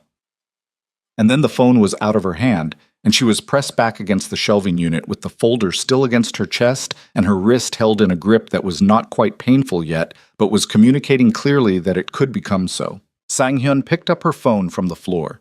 He looked at the screen. He ended the call. He looked at her with the expression of a man who has just watched someone play their only card and is deciding how much it changes. "Taejun," he said, almost to himself. "Then we have perhaps 12 minutes. He looked at the man holding her. "Take the folder." The man reached for it. Nia let him take the folder because the photographs were encrypted in remote storage and the folder was paper, and she was thinking, with the cold and narrowed focus of a person who has run out of options and found something harder underneath, about 12 minutes and what 12 minutes meant. Sang-hyun set her phone on the central workstation and looked at her. "In 12 minutes, he said, "my nephew will arrive and find an intern who has accessed restricted files without authorization, whose clearance was the result of a personal and inappropriately close relationship with the chairman, and who was caught removing physical records from the archive." He tilted his head. "The story is not complicated. It writes itself." "He won't believe you." "He doesn't need to believe me. He needs to be uncertain. Uncertainty is sufficient." He smoothed the front of his jacket. "Taejun has spent 20 years being managed. He is better at it than he knows." The man still had her wrist. She stopped trying to move against the grip, which was the right instinct, fighting a grip that has leverage wastes energy and communicates panic. And she stood very still, and she looked at Sang-hyun and she thought about what he'd just said and what it meant. He just told her something. Not intentionally. The way people in control always eventually tell you something when they're certain they have control. He needed Taejun to be uncertain. Not convinced she was a criminal, just uncertain. Which meant Taejun's certainty that she wasn't was a threat Sang-hyun was already managing for, which meant Taejun already knew more than Sang-hyun believed. The door of sublevel B opened with a sound like pressure releasing. Taejun walked in. He took in the room in the span of a single breath, the man holding Nia's wrist, Sang-hyun standing at the workstation, the folder on the table, Nia's phone beside it, Nia herself pressed against the shelving unit with the contained and blazing stillness of someone who has been waiting for exactly this. He stopped 3 meters inside the door, and his face was the face she'd first seen in the boardroom. Composed, angular, absolute. Except for something at the edges of it now. Something that was not composure at all, but was its opposite, held very tightly. "Let her go," he said. To the man, not to Sang-hyun. The man looked at Sang-hyun. That moment, the man looking at Sang-hyun instead of at Tae-jun, told Nia everything about how thoroughly and for how long this had been the actual chain of command. Tae-jun, Sang-hyun said, and his voice had shifted again, back into the register she'd first heard it in, measured, warm with the practiced warmth of someone who has performed a particular relationship for decades. "I'm glad you came. There's a situation that needs your attention." I said let her go. She was removing physical records from the restricted archive. I found her. I gave her access to the restricted archive. His voice was flat. I authorized her clearance. I know exactly why she was here. He looked at the man holding Nia's wrist. When he spoke again, it was in Korean, and it was short, and the temperature of it was not something that required translation. The man released her wrist. Nia stepped sideways, away from the shelving unit, and picked up her phone from the workstation. Her wrist ached dully where the grip had been. She stood 3 feet from Tae-jun, and for a moment neither of them looked at the other because both of them were looking at Sang-hyun. Sang-hyun looked at his nephew with the expression of a man who has just watched a variable he thought he understood change value. Then he looked at Nia, then back at Tae-jun. And something settled in his face. Not defeat, nothing close to it, but the acceptance of a man who has decided the landscape has changed and is already calculating the next position. "You've seen the files," Sang-hyun said to Tae-jun. "Not all of them." Tae-jun's voice was careful in the way of controlled detonation. "Enough." "Enough to what?" "Enough to understand that the investigation into my mother's death was not what you told me it was." The silence in the archive was total. The climate control had cycled off. There was no sound from the building above them. Just 3 people and the weight of 20 years and 11 pages of printed ledger sitting on the workstation between them. Sang-hyun looked at his nephew for a long moment. He did something then that Nia did not expect and could not entirely account for. He sat down. Not out of weakness. It was the deliberate movement of a man choosing the terms of the next phase. He sat in the chair at the central workstation, and he folded his hands and he looked at Tae-jun with something that was almost, and this was the thing she could not account for, almost fond. "Your mother," Sang-hyun said, "was going to destroy everything your grandfather built. You were too young to know. She had decided the organization needed to end. She was in communication with the prosecutors. She had documentation she intended to deliver." He paused. "I loved my sister. I want you to understand that." Tae-jun said nothing. His breathing had changed. She could see it in his chest, the slight compression, the controlled slowness of a man holding himself at the edge of something. "What I did," Sang-hyun continued, "I did to protect 30 years of work, to protect your future, to protect thousands of people whose livelihoods depended on the stability of this organization." He said it without apology and without drama. Just as a fact. The fact of a man who has lived inside his own justification for so long, it has become indistinguishable from truth. Emmanuel Okafor was a complication. He found the accounts. He would have used them. I addressed the complication. "You had my mother killed," Tae-jun said. Very quiet. The quietest thing in the room. "I made a decision that protected you. I was 22 years old." His voice cracked on it, just slightly, just at the end, and then the control came back, hard and total. "I spent 20 years believing a man I'd never met was responsible for her death. I spent 20 years—" He stopped. He was looking at his uncle, and the thing in his face was the thing that happens when you have loved something for a long time and discover it was never what you believed. And the grief and the fury are so intertwined you can't speak one without the other. "I know," Sang-hyun said. And he did know. And the knowing cost him something, and it was the only moment in the entire encounter that Nia believed anything he said. "Where's the rest of it?" Tae-jun said. "The full evidence, the original transfers, everything you removed from the archive." Sang-hyun looked at him. "Why does it matter?" "Because I'm going to need it." Something changed in Sang-hyun's expression. "For what purpose?" "To end this." The 2 men looked at each other across the central workstation, and the 11 pages of ledger and 22 years of a relationship that had been exactly half of what it appeared. and Sang-hyun's composure held for another 3 seconds before he reached into his jacket pocket and produced a small silver device, a USB drive, and set it on the workstation next to the folder. Everything, he said. Original transfers, communication records, the full investigation file, unredacted. He looked at Tae-jun. You understand what's on it. You understand what happens if you use it. Yes, Tae-jun said. It destroys us. All of us. Everything. Yes, Tae-jun said again. Sang-hyun nodded once. He stood. He straightened his jacket with the same precise gesture she'd seen when he first walked in, and looked at her and said, Your father would have made the same choice your employer just made. He was that kind of man. It might have been the closest thing to an apology available in him. It wasn't enough. It was what there was. He reached into his jacket a second time. The gun was small and dark, and he raised it with the steadiness of a man who has done this before, and the barrel was pointed at Naya, and she had time to think with absolute clarity. He is not going to let this leave the room. And then the shot came from behind her. Nia's body dropped before her mind caught up with what had happened. Pure reflex, knees hitting the concrete floor of the archive, the folder clutched to her chest, ears ringing from the concussive crack of it in the enclosed space. She waited for pain. There was no pain. She looked up. Sang-hyun was on the floor, not dead. His right shoulder had taken it. She could see the dark spread through the fabric of his jacket, the way his gun arm had dropped, the weapon skittering across the concrete toward the shelving unit. He was breathing. His face had gone the gray-white of someone in serious shock, the color that means the body is making triage decisions, and his left hand was moving toward his shoulder with the slow automatism of a man whose brain is still processing what happened to his body. She turned.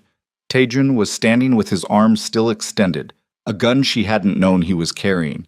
His face was the most uncontrolled thing she'd ever seen on it. Not wild, nothing loose, but stripped of every layer of composed authority until what was underneath showed through.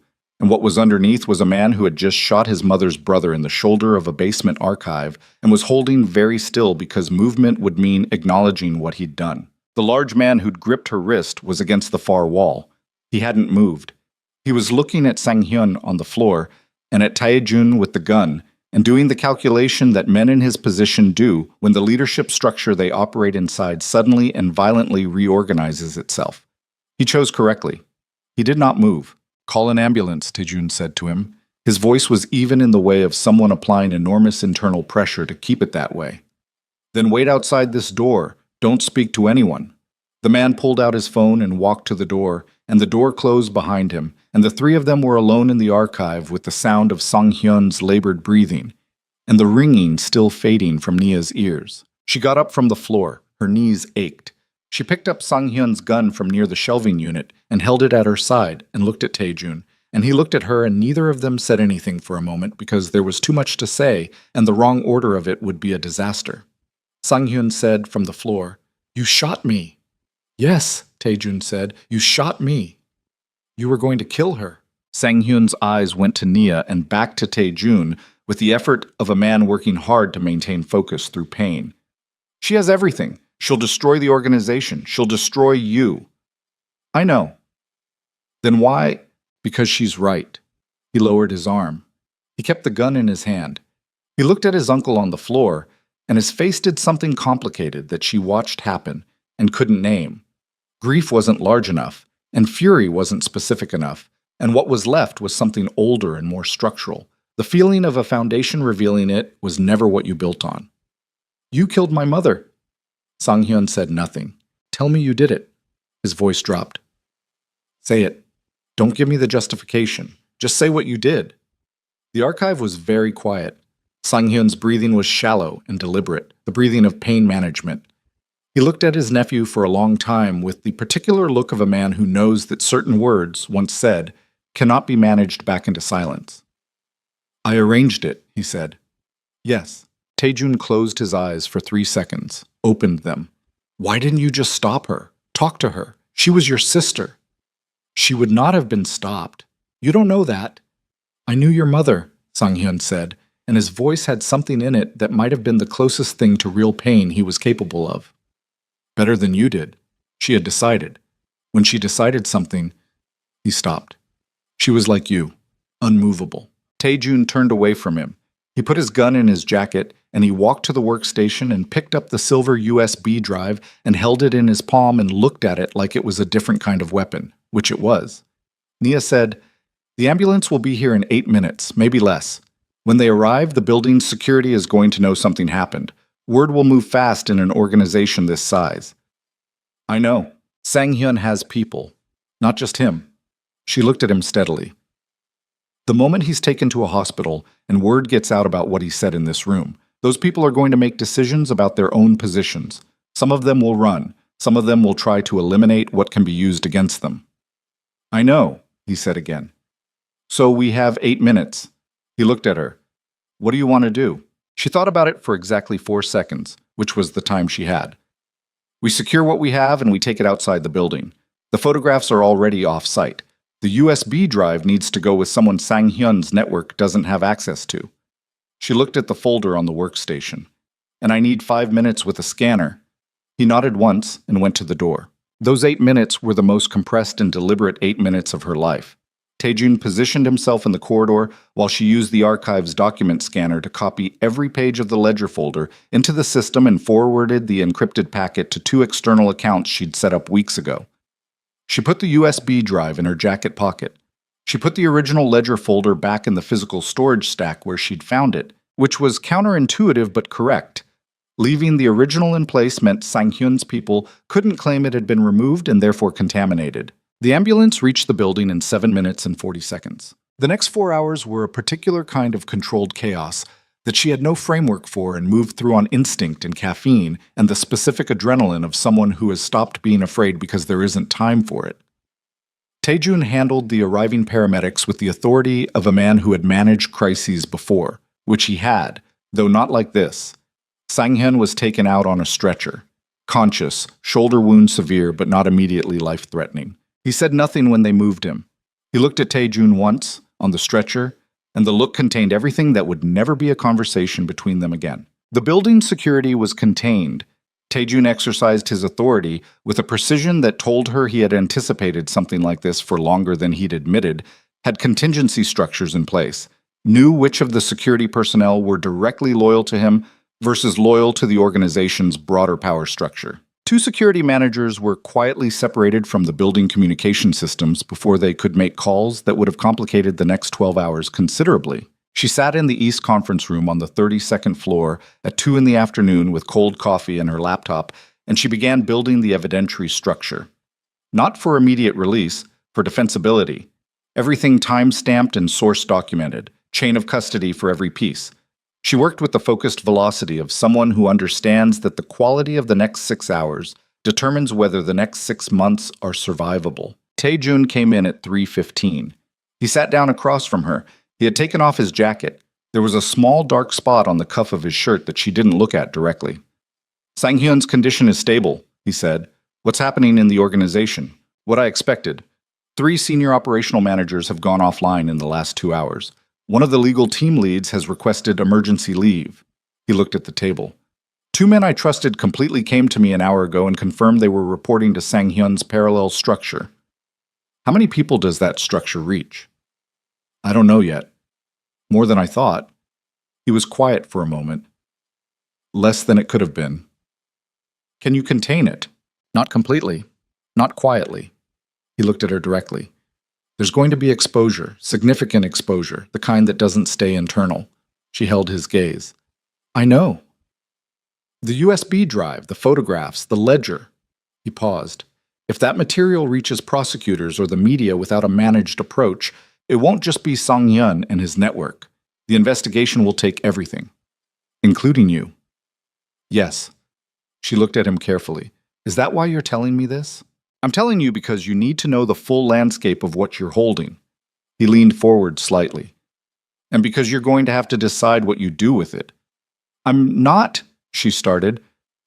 I'm not asking you to protect me, he said. I'm asking you to understand that this is your choice now, not mine. What you have is yours. What you do with it is yours. He held her gaze. I have no right to tell you how to use what your father died to find. The room was quiet. Outside, Seoul was doing what Seoul did, enormous and continuous and indifferent to the specific weight of what was happening in one glass tower above the Han River. Nia thought about what she'd said to him in this room weeks ago. I'm not asking you to clear his name. I'm asking you to show me the truth. She thought about 11 pages of printed ledger. She thought about Emmanuel Okafor's last journal entry and the 3 lines of compressed handwriting that had been waiting 11 years for someone to finish what they started. What would you do, she said, if I wasn't here, if this was entirely yours? He was quiet for long enough that she knew he'd thought about it already. I would release it, he said, all of it, to investigators and to the media simultaneously, so neither has the opportunity to suppress the other. He paused. I would do it knowing it ends everything built on the foundation my grandfather laid. Another pause. And I would do it because the alternative is to keep building on it, and I've watched what that costs. She looked at him. I spent 20 years believing a lie, he said. A man died for that lie. My mother died because of a decision made inside this organization. I've run this organization for 15 years, and everything I've built has been insulated by the same structures that made those things possible. His voice was controlled, and underneath the control was something raw and very tired. I don't want to manage it anymore. I want to end it. She nodded slowly. Then we need more than what we have. What do you mean? The USB drive and the ledger document Sang-hyun's actions and the financial fraud. They establish what happened to my father and what happened to your mother. She pulled her laptop toward him so he could see the screen, but the full scope of the syndicate's operations, the politicians, prosecutors, judges connected to the Kang network. That's what my father's notes referenced. That's what he said he found. All of it. She looked at him. Where's the rest? Taejun looked at the screen for a moment, then he said, Floor 41. She waited. Above 40, he said. Where the magic happens. He said it without humor, flat, just the words. There is a secondary archive on 41, operational records, contact histories, the full network documentation going back to my grandfather. It's the insurance policy the organization has maintained for decades, proof of every relationship, every arrangement, every payment to every official, mutually assured exposure. Sang-hyun's contingency plan. He looked at her. What? When you came into the archive and he knew it was over, he said something about a contingency, that he had a plan capable of exposing everything. She held his gaze. He has access to floor 41. Taejun was very still. He can't release that material without exposing himself. He's in a hospital with a gunshot wound and his network is fracturing and he has nothing left to protect, she said. He can absolutely release that material. He can release it selectively, in a way that exposes you and the network without tracing directly back to him. Or he can release all of it in the kind of documented chaos that looks like a dead man's switch. She leaned forward. If Sang-hyun releases the Floor 41 archive before we do, he controls the narrative. He decides what it looks like and who it points to. Mam okiso shishamtrant. Taejun stood up. He was already moving. I need 30 minutes, she said, to finish what I'm building. The evidentiary package needs to be complete before we go to 41, because if something goes wrong up there, I need what we have to be already secured and already transmitted. He stopped at the door. 30 minutes. 25, she said, and turned back to the screen. She worked fast, and she worked well, the way she worked when the stakes removed everything that wasn't essential and left only the pure function of a trained mind running at full capacity. She finished the evidentiary structure, verified the encryption on the 2 external accounts, set up the conditional transmission, a dead man's switch of her own, requiring her active confirmation every 6 hours or the full package transmitted automatically to a list of recipients she'd built over the past week. Journalists, international prosecutors, 3 independent investigators with no connection to Seoul's judiciary. She sent Taejun a text with the confirmation code. Evidence secured. External. Time-locked. Whatever happens on 41, it goes out regardless. His reply came in 11 seconds. Good. She closed the laptop. She stood. She looked around the East Conference Room, the table, the glass walls, Seoul outside, the particular light of a November afternoon going toward evening.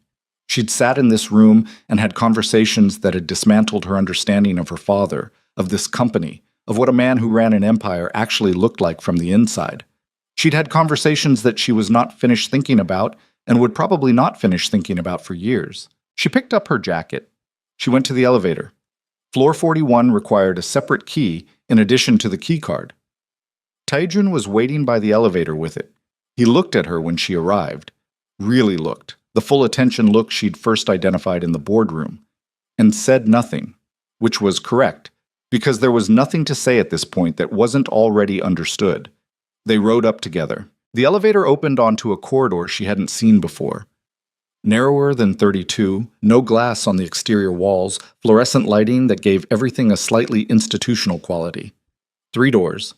The one at the end was steel-framed with an electronic lock and a second mechanical backup. Taejun unlocked both. The room beyond was smaller than sublevel B, but denser. Floor-to-ceiling shelving on every wall packed with physical binders and external drives in labeled sleeves. A central workstation with a monitor that showed a status display, connectivity, storage, a countdown timer running in the corner of the screen. Nia saw the countdown timer, and her stomach dropped. "That wasn't there before," Taejun said. He said it with the controlled flatness of someone who is not allowing themselves to react yet. She moved to the workstation. The countdown read 47 minutes and 31 seconds. 30 seconds. 29.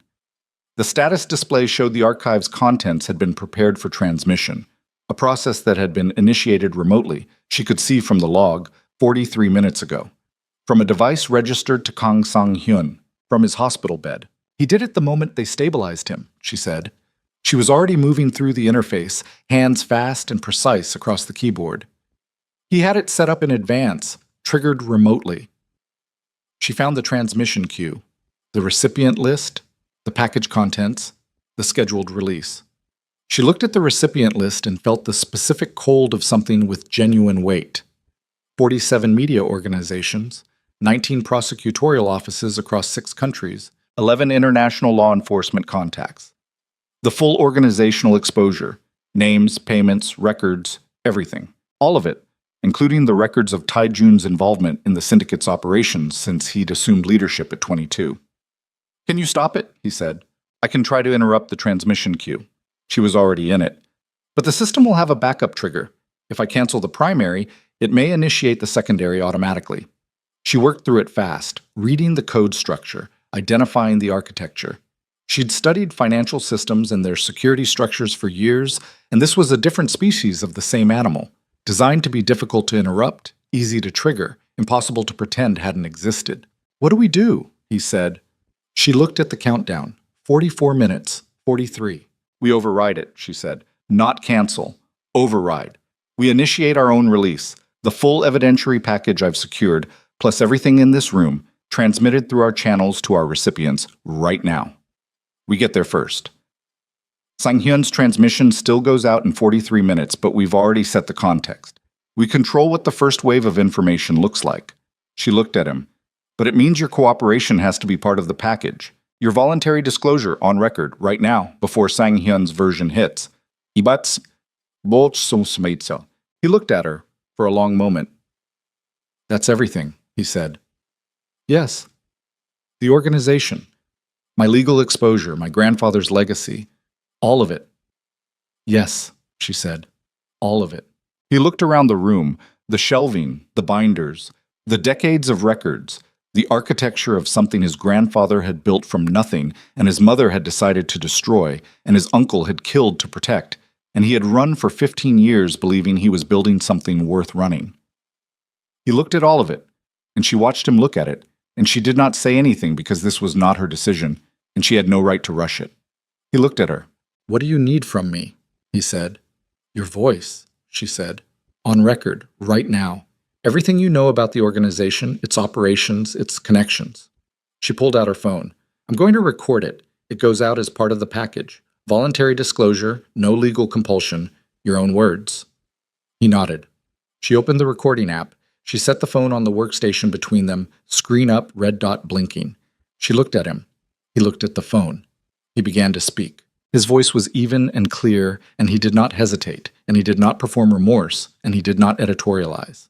He stated facts, names, amounts, dates, structures, arrangements, payments, operations spanning 15 years of his tenure and 20 years before it. He spoke for 11 minutes without stopping, and his voice did not break except once, very briefly, when he named his mother and what she had tried to do and what had been done to her, and then the control came back and he continued. When he finished, the countdown read 31 minutes. Nia transmitted the package. Everything. Her evidence, the recorded disclosure, the Floor 41 archive contents, the ledger, the USB drive materials, the complete history. It went to her pre-built recipient list simultaneously: journalists, prosecutors, international investigators. And she added, at the last moment, one additional recipient she'd identified 3 days ago and held in reserve. The head of an international anti-corruption commission who had spent 6 years trying to document the intersection of Korean organized crime and government corruption and had never had enough. She hit send. The confirmation screen showed the packet size and the transmission status and the list of recipients, and it was the most significant thing she had ever done in her life. And it felt, in the moment, like nothing at all. Like finishing a calculation. Like the last line of a report. She closed the laptop. 30 minutes remained on Sang-hyun's countdown. They were standing in the room on the 41st floor of Daesung Holdings, and everything was already in motion, and there was nothing left to do but wait for the world to receive what they'd sent it, and in 30 minutes Sang-hyun's version would follow it, and the combination of the two would be the end of something that had existed for 30 years, and the beginning of something that neither of them could fully see the shape of yet. Tae-jun was looking at the countdown timer. She was looking at him. His phone rang. He looked at the screen. It was a number she couldn't read from where she stood. His face changed, not dramatically, just the slight tightening of someone receiving information they anticipated and hoped not to receive. He answered. He listened for 20 seconds. He said 2 words in Korean and ended the call. He looked at her. Sang-hyun's network, he said. 3 men.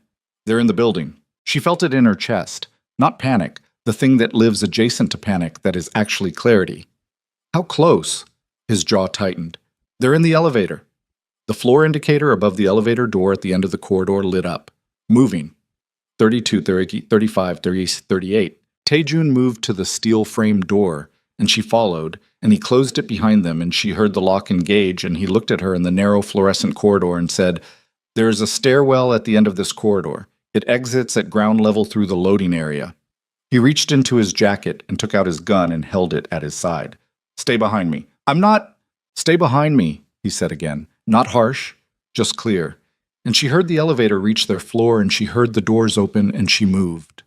The stairwell door was at the end of the corridor, and they reached it in 7 seconds, and through it, and into the gray concrete of the service stairs, and the door closed behind them, and she heard, through the steel, the corridor on 41 receiving footsteps that were moving fast and not bothering to be quiet anymore. They went down. 40 floors of stairs is not a trivial physical fact. By floor 30, she could feel it in her thighs, and her breathing was harder than she wanted it to be. Tae-jun was ahead of her, checking each landing before she came through, moving with the practiced efficiency of someone who had thought about exits before, which she suspected he had, because men in his position either thought about exits or they didn't last long enough to reach 39. At floor 28, the stairwell door above them opened. The sound of it echoed down the concrete shaft. The specific heavy clang of a fire door pulled back hard. Then footsteps. Fast. Multiple sets. Tae-jun looked up, then at her. He pointed down. She moved. Floor 20. Floor 15. The footsteps above were gaining. These were men in physical condition, not office workers, and they had the advantage of knowing the building's layout in ways she and Tae-jun might not.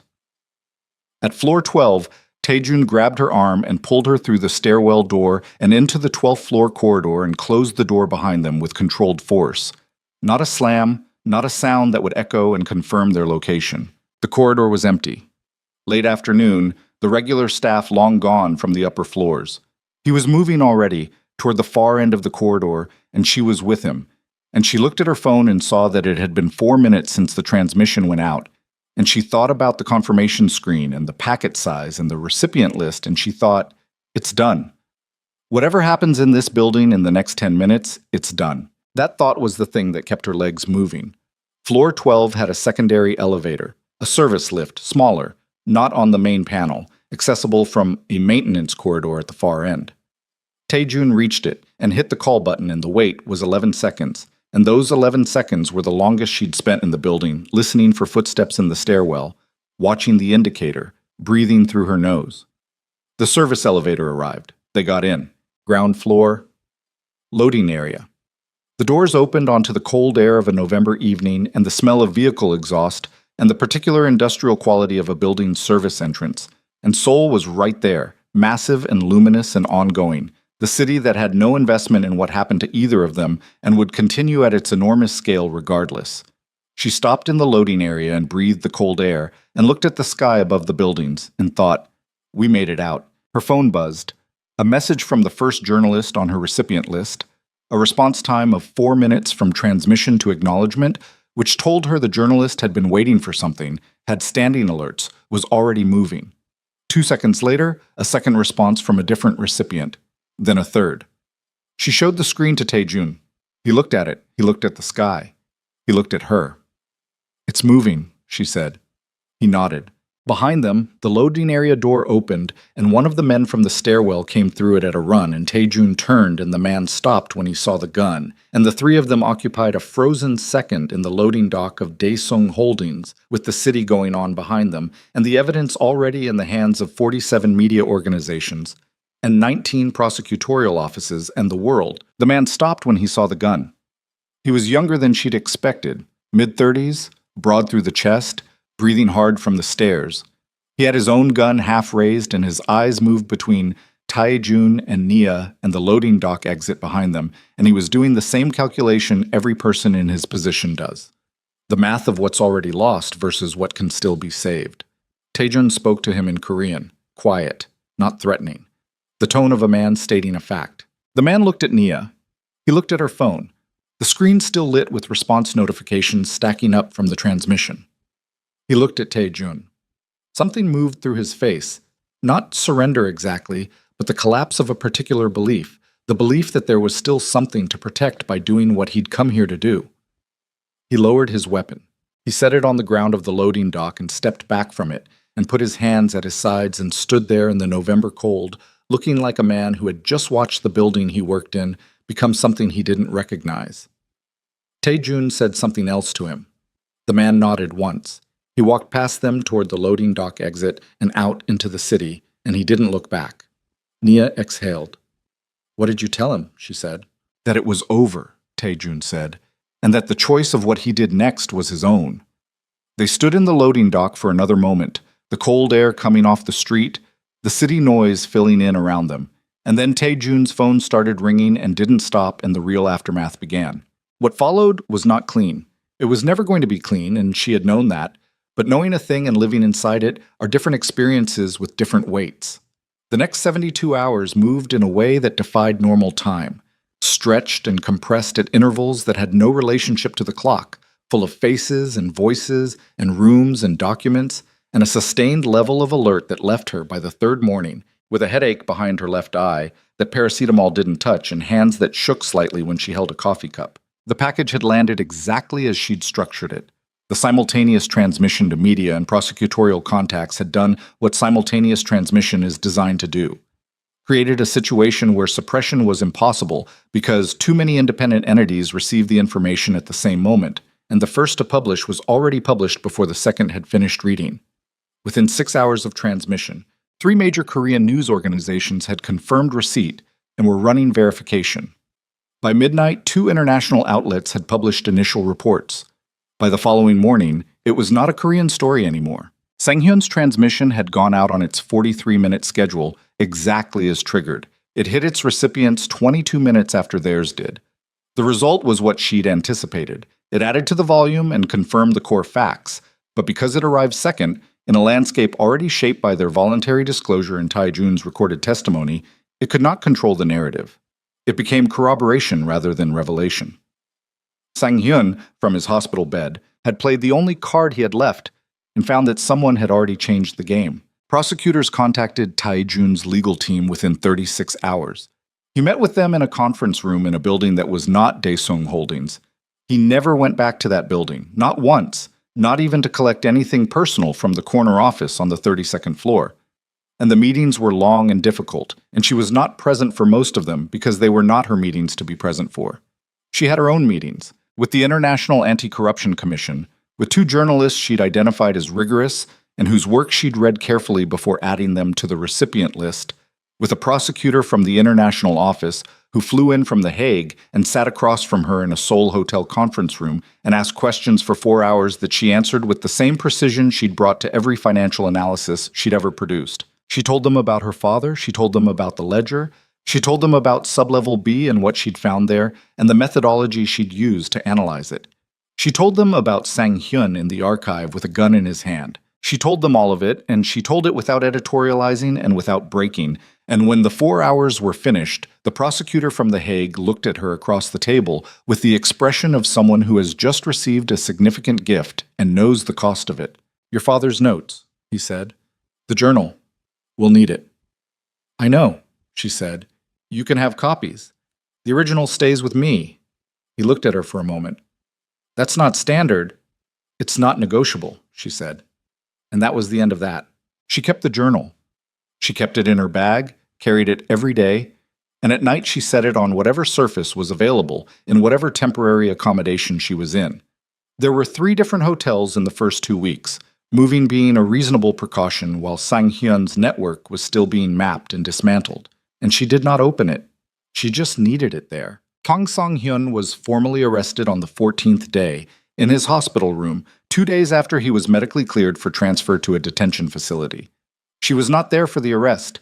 She read about it on her phone in a coffee shop in Mapogu, a place she'd started going to because it was close to the apartment, and the person behind the counter had stopped trying to make conversation with her after the second visit, which she appreciated. She read the report and drank her coffee, and looked out the window at the street and thought about a man who had sat on a concrete archive floor and said, "I loved my sister," and believed it, and had killed her anyway, and believed that too. She did not feel triumph. She had expected to feel something in the vicinity of triumph, and found instead something quieter and more durable. Not satisfaction exactly, more like the specific settling that happens when a weight you've been carrying without fully acknowledging reveals itself by finally being set down. The trials were announced 4 weeks after the initial disclosure. Multiple defendants across multiple jurisdictions. Sang-hyun for the murder of Yoon Jae-won and the deliberate homicide of Emmanuel Okafor, fraudulent construction of evidence, financial crimes spanning 2 decades. 6 government officials in the first wave of indictments, with more expected. 3 senior syndicate operational managers who had been identified through the Floor 41 archive and had, in the days following the disclosure, made the tactical error of running, which in the current climate was its own form of confirmation. Taejun's cooperation agreement was announced the same day. Full cooperation in exchange for prosecutorial consideration on his personal exposure.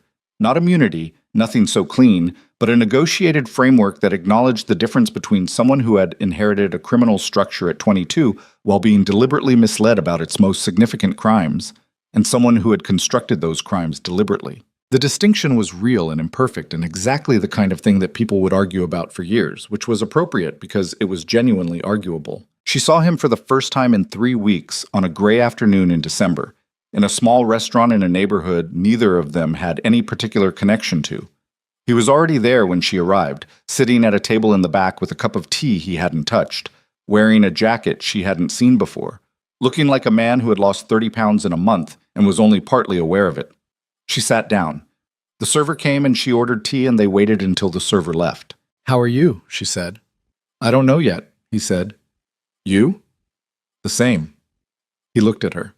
The full attention look, the one she'd first identified in the boardroom, the one that had never varied. It was still there, underneath everything that had changed, which told her something about what was structural in him versus what had been constructed. "My grandfather built the organization from nothing," he said. "Post-war Seoul. Nothing to build on, nothing to lose, a specific set of skills, and a willingness to use them." He looked at his tea. "I used to tell myself there was something to respect in that, the scale of it, the discipline." "There might be," she said, "and it doesn't change what it was built into." "No." He looked at her. "What are you going to do, after all of this?" She thought about it. She had been thinking about it, in the margins of the past month, in the small hours in hotel rooms when the work was done, and there was nothing left to manage, and the question of what came next had room to exist. "I'm going back to Lagos," she said, "for a while. There are things I need to do at home first." She paused. "My mother deserves to know what happened to my father, the real version, not the cardiac arrest story." He was quiet. "That will be hard." "Yes." She looked at the table. She's waited 11 years not knowing what she was actually waiting for. She deserves to stop waiting. She looked up at him. What about you? The legal process takes as long as it takes, he said. After that, he stopped. I have some money that isn't connected to the syndicate's structures. Personal investments I made outside the organization's frameworks. Enough. He paused. I've been thinking about the Okafor Justice Foundation. She looked at him. Your father's notes, he said. The last entry. The foundation is rotten. He was describing the Kang organization, but the word... He stopped again. Chose his words the way she'd watched him choose his words from the beginning, with the precision of someone for whom language was a tool with specific tolerances. I would like to build something with that name, if you'd permit it. Not as penance, as direction. Something real, with the money I have left, focused on exactly what your father was trying to do when he died. She looked at him for a long time. The restaurant was quiet around them, the December afternoon light coming through the window at a low angle, Soul going on outside in its enormous and different way. That's not my permission to give, she said. It's my mother's. And it's the families of everyone else who got hurt by what that organization did. She paused. But I'll talk to her. He nodded. He picked up his tea. He drank it. He set the cup down and looked at his hands for a moment. The hands she'd first noticed on the arm of his chair in the boardroom, resting flat with the stillness of a man accustomed to holding things still by will alone. I'm sorry, he said. About your father. She looked at him. The apology was plain and direct and didn't reach for anything more than what it was, and that was the right way to say it, and she received it the same way. I know, she said. They sat in the restaurant until the tea was gone, and the afternoon went to early evening outside, and the city lit up in the particular way Seoul lit up, the neon and the towers and the river and the immense ongoing fact of it, and then they walked out into the cold and stood on the sidewalk for a moment, and she said she'd call him about the foundation, and he said he'd be available whenever, and they went in separate directions. She stopped at the corner and looked back once. He was already gone, absorbed into the city, one man in a very large place, carrying what he'd done and what had been done, and the specific weight of being the last person standing in a structure you'd spent your whole life inside without knowing its full dimensions. She turned and walked toward the subway. She went home to Lagos 6 weeks later. The apartment she'd grown up in was smaller than she remembered, the way places always are, and her mother met her at the door with the particular quality of relief that comes from worrying about something for years and finally having it in front of you where you can see it. They sat at the kitchen table, the same table where Emmanuel Okafor had eaten his last breakfast, and Nia told her everything, all of it, the way she'd learned to tell things, in order, with the evidence clear, without editorializing. Her mother listened without interrupting, which was her mother's way, and when Nia was finished, there was a long silence. Then her mother said, I knew it wasn't his heart. Nia looked at her. You knew. I didn't know anything specific. Her mother looked at the table. I knew your father. He was not a man whose heart gave out at 51. His heart was the strongest thing about him. She was quiet. I didn't know what to do with that. I had a 15-year-old daughter and no evidence, and I didn't know what to do with it, so She stopped. I put it somewhere and left it there. I know, Nia said. You're so much like him, her mother said. You always were, the way you go after a thing, the way you don't let go. Nia opened her bag. She took out her father's journal and set it on the table between them. Her mother looked at it. She reached out and touched the cover, the worn leather, the soft corners, the texture of something that had spent a long time in hands that had mattered. She didn't open it. He would be so proud of you, her mother said. Nia thought about Emmanuel Okafor pulling transfer records before an audit that was designed to reach them. She thought about him writing in a journal in the last weeks of his life with the handwriting of a man running out of time. She thought about 3 lines of compressed truth and an 11-year wait for someone to finish what he'd started. I think he did this first, Nia said. I just finished it. Her mother looked at her, and the look contained everything that had ever passed between a parent and a child, the pride and the grief and the love that doesn't require articulation, and the particular ache of recognizing your own qualities in someone you made and sent into a world you couldn't fully protect them from. She picked up the journal. She held it in her lap. She did not open it. She just held it. They sat at the kitchen table until it was dark. The trials took 14 months. Nia attended the opening proceedings in Seoul and one day of testimony in the middle and the verdict day at the end, flying in each time from Lagos or from wherever the foundation work had taken her in the interval, because by the time the verdicts came, she had been working with an international anti-corruption nonprofit for 6 months and was in the process of helping establish the Okafor Justice Foundation as a separate entity with its own board and its own mandate and its own funding, which was partly Tae-jun's remaining personal assets and partly a significant grant from an international development organization that had been looking for exactly this kind of focused institutional structure. Kang Sang-hyun was convicted on all counts. He received 41 years, a number that at 62 meant the same thing as the rest of his life, which is what the prosecution had argued for and the court had agreed with. He showed no visible reaction when the verdict was read. He sat in the defendant's chair with the same stillness he'd carried into the archive on a Saturday morning, and looked at the middle distance, and she watched him from the public gallery and thought about a man who had told a 39-year-old nephew the truth about his mother in a basement archive, not out of remorse, but because the game had ended and the truth was the only currency left. The 6 government officials received sentences ranging from 8 to 23 years. The prosecutions extended further as the Floor 41 archive was processed. It took 18 months to fully work through, and additional indictments came in waves, each one appearing in the news with the slightly numbing quality of large institutional corruption revelations, where each individual case was significant and the cumulative scale became almost abstract. Emmanuel Okafor was formally exonerated 6 months before the Sang-hyun verdict, a legal proceeding in Seoul that vacated the internal determination that had stood for 20 years, replacing it with a documented finding that he had been the victim of a deliberately constructed false narrative and had in fact been working to expose the very crimes he was falsely accused of enabling. The finding was not widely covered in the press. It was a procedural exoneration of a man most people had never heard of. But it was thorough, and it was permanent, and it was in the record. Nia attended that proceeding alone.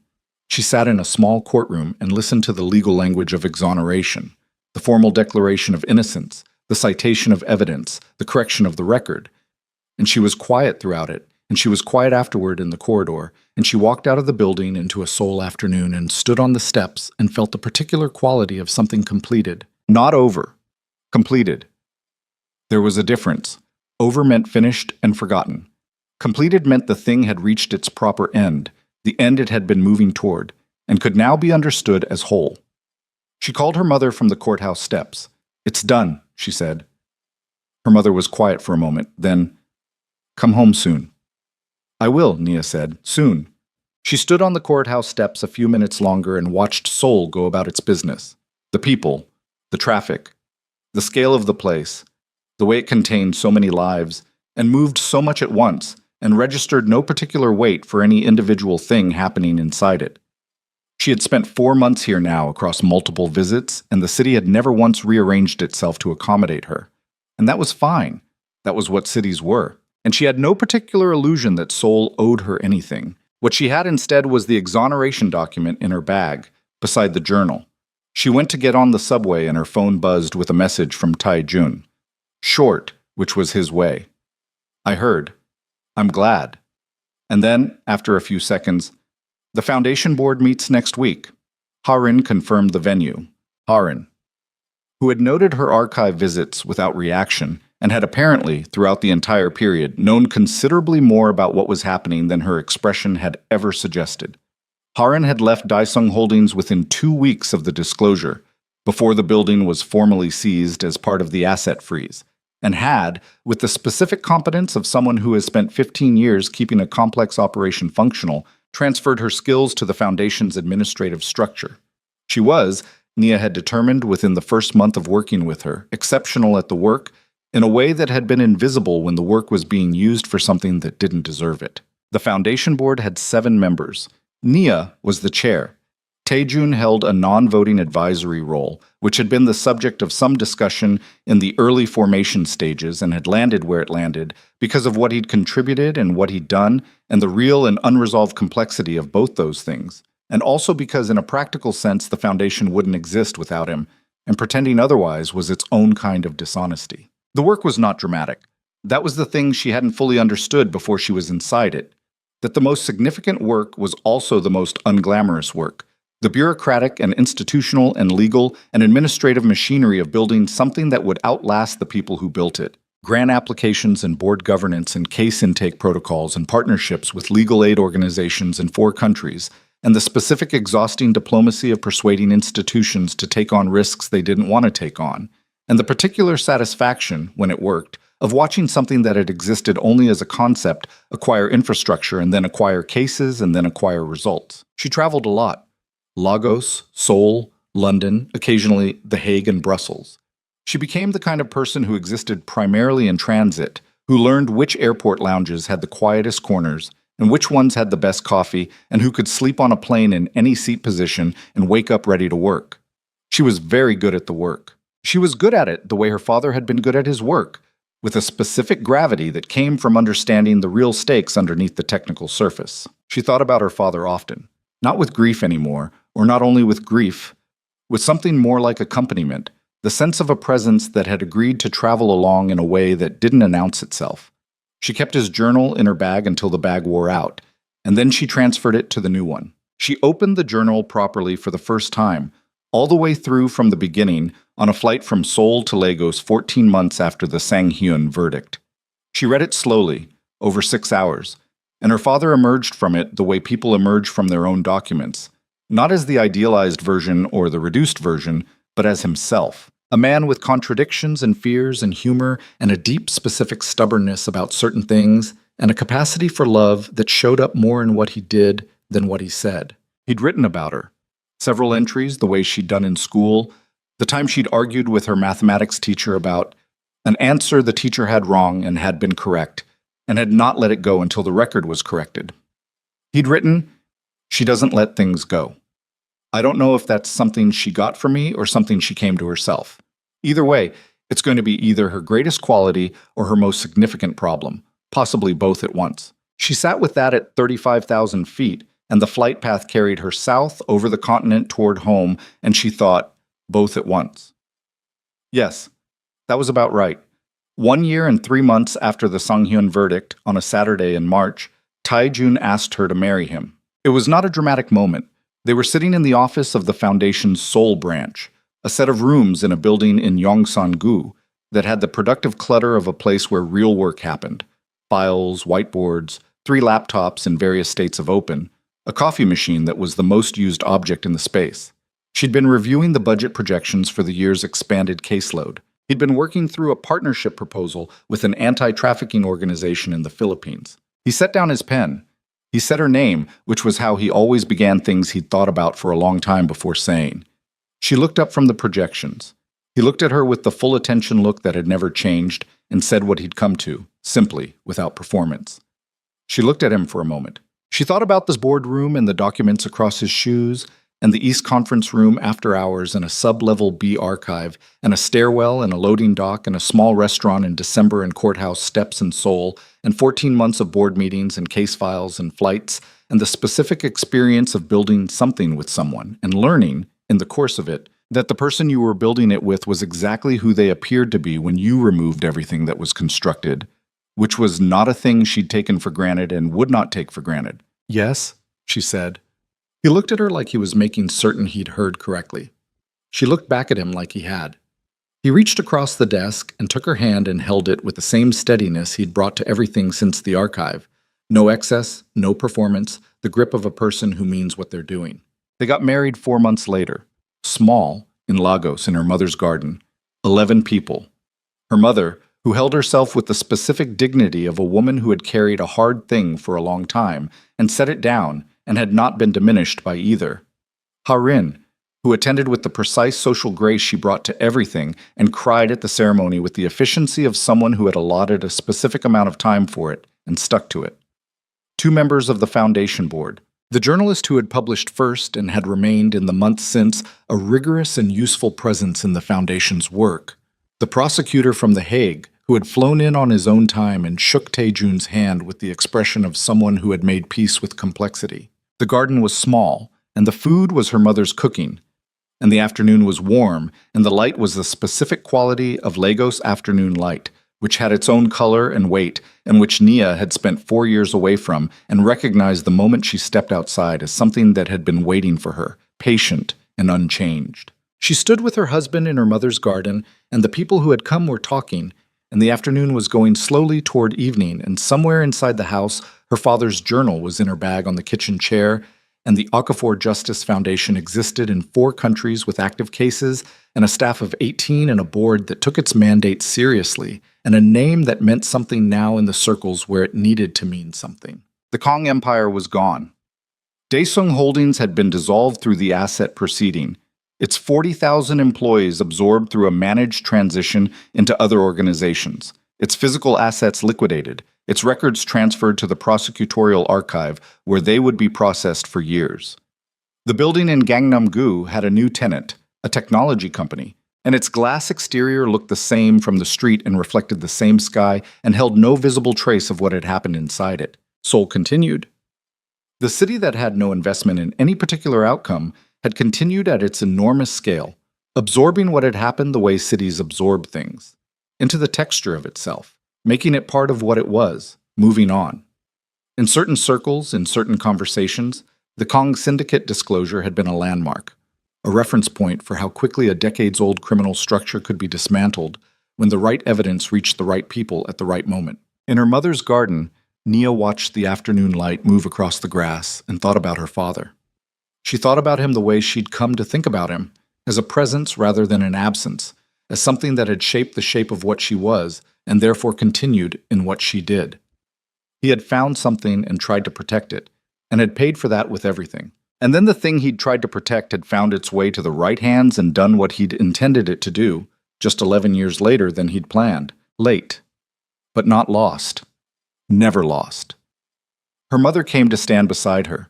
She put her hand on Nia's arm and looked out at the garden and the light and the people in it and said nothing because nothing was necessary.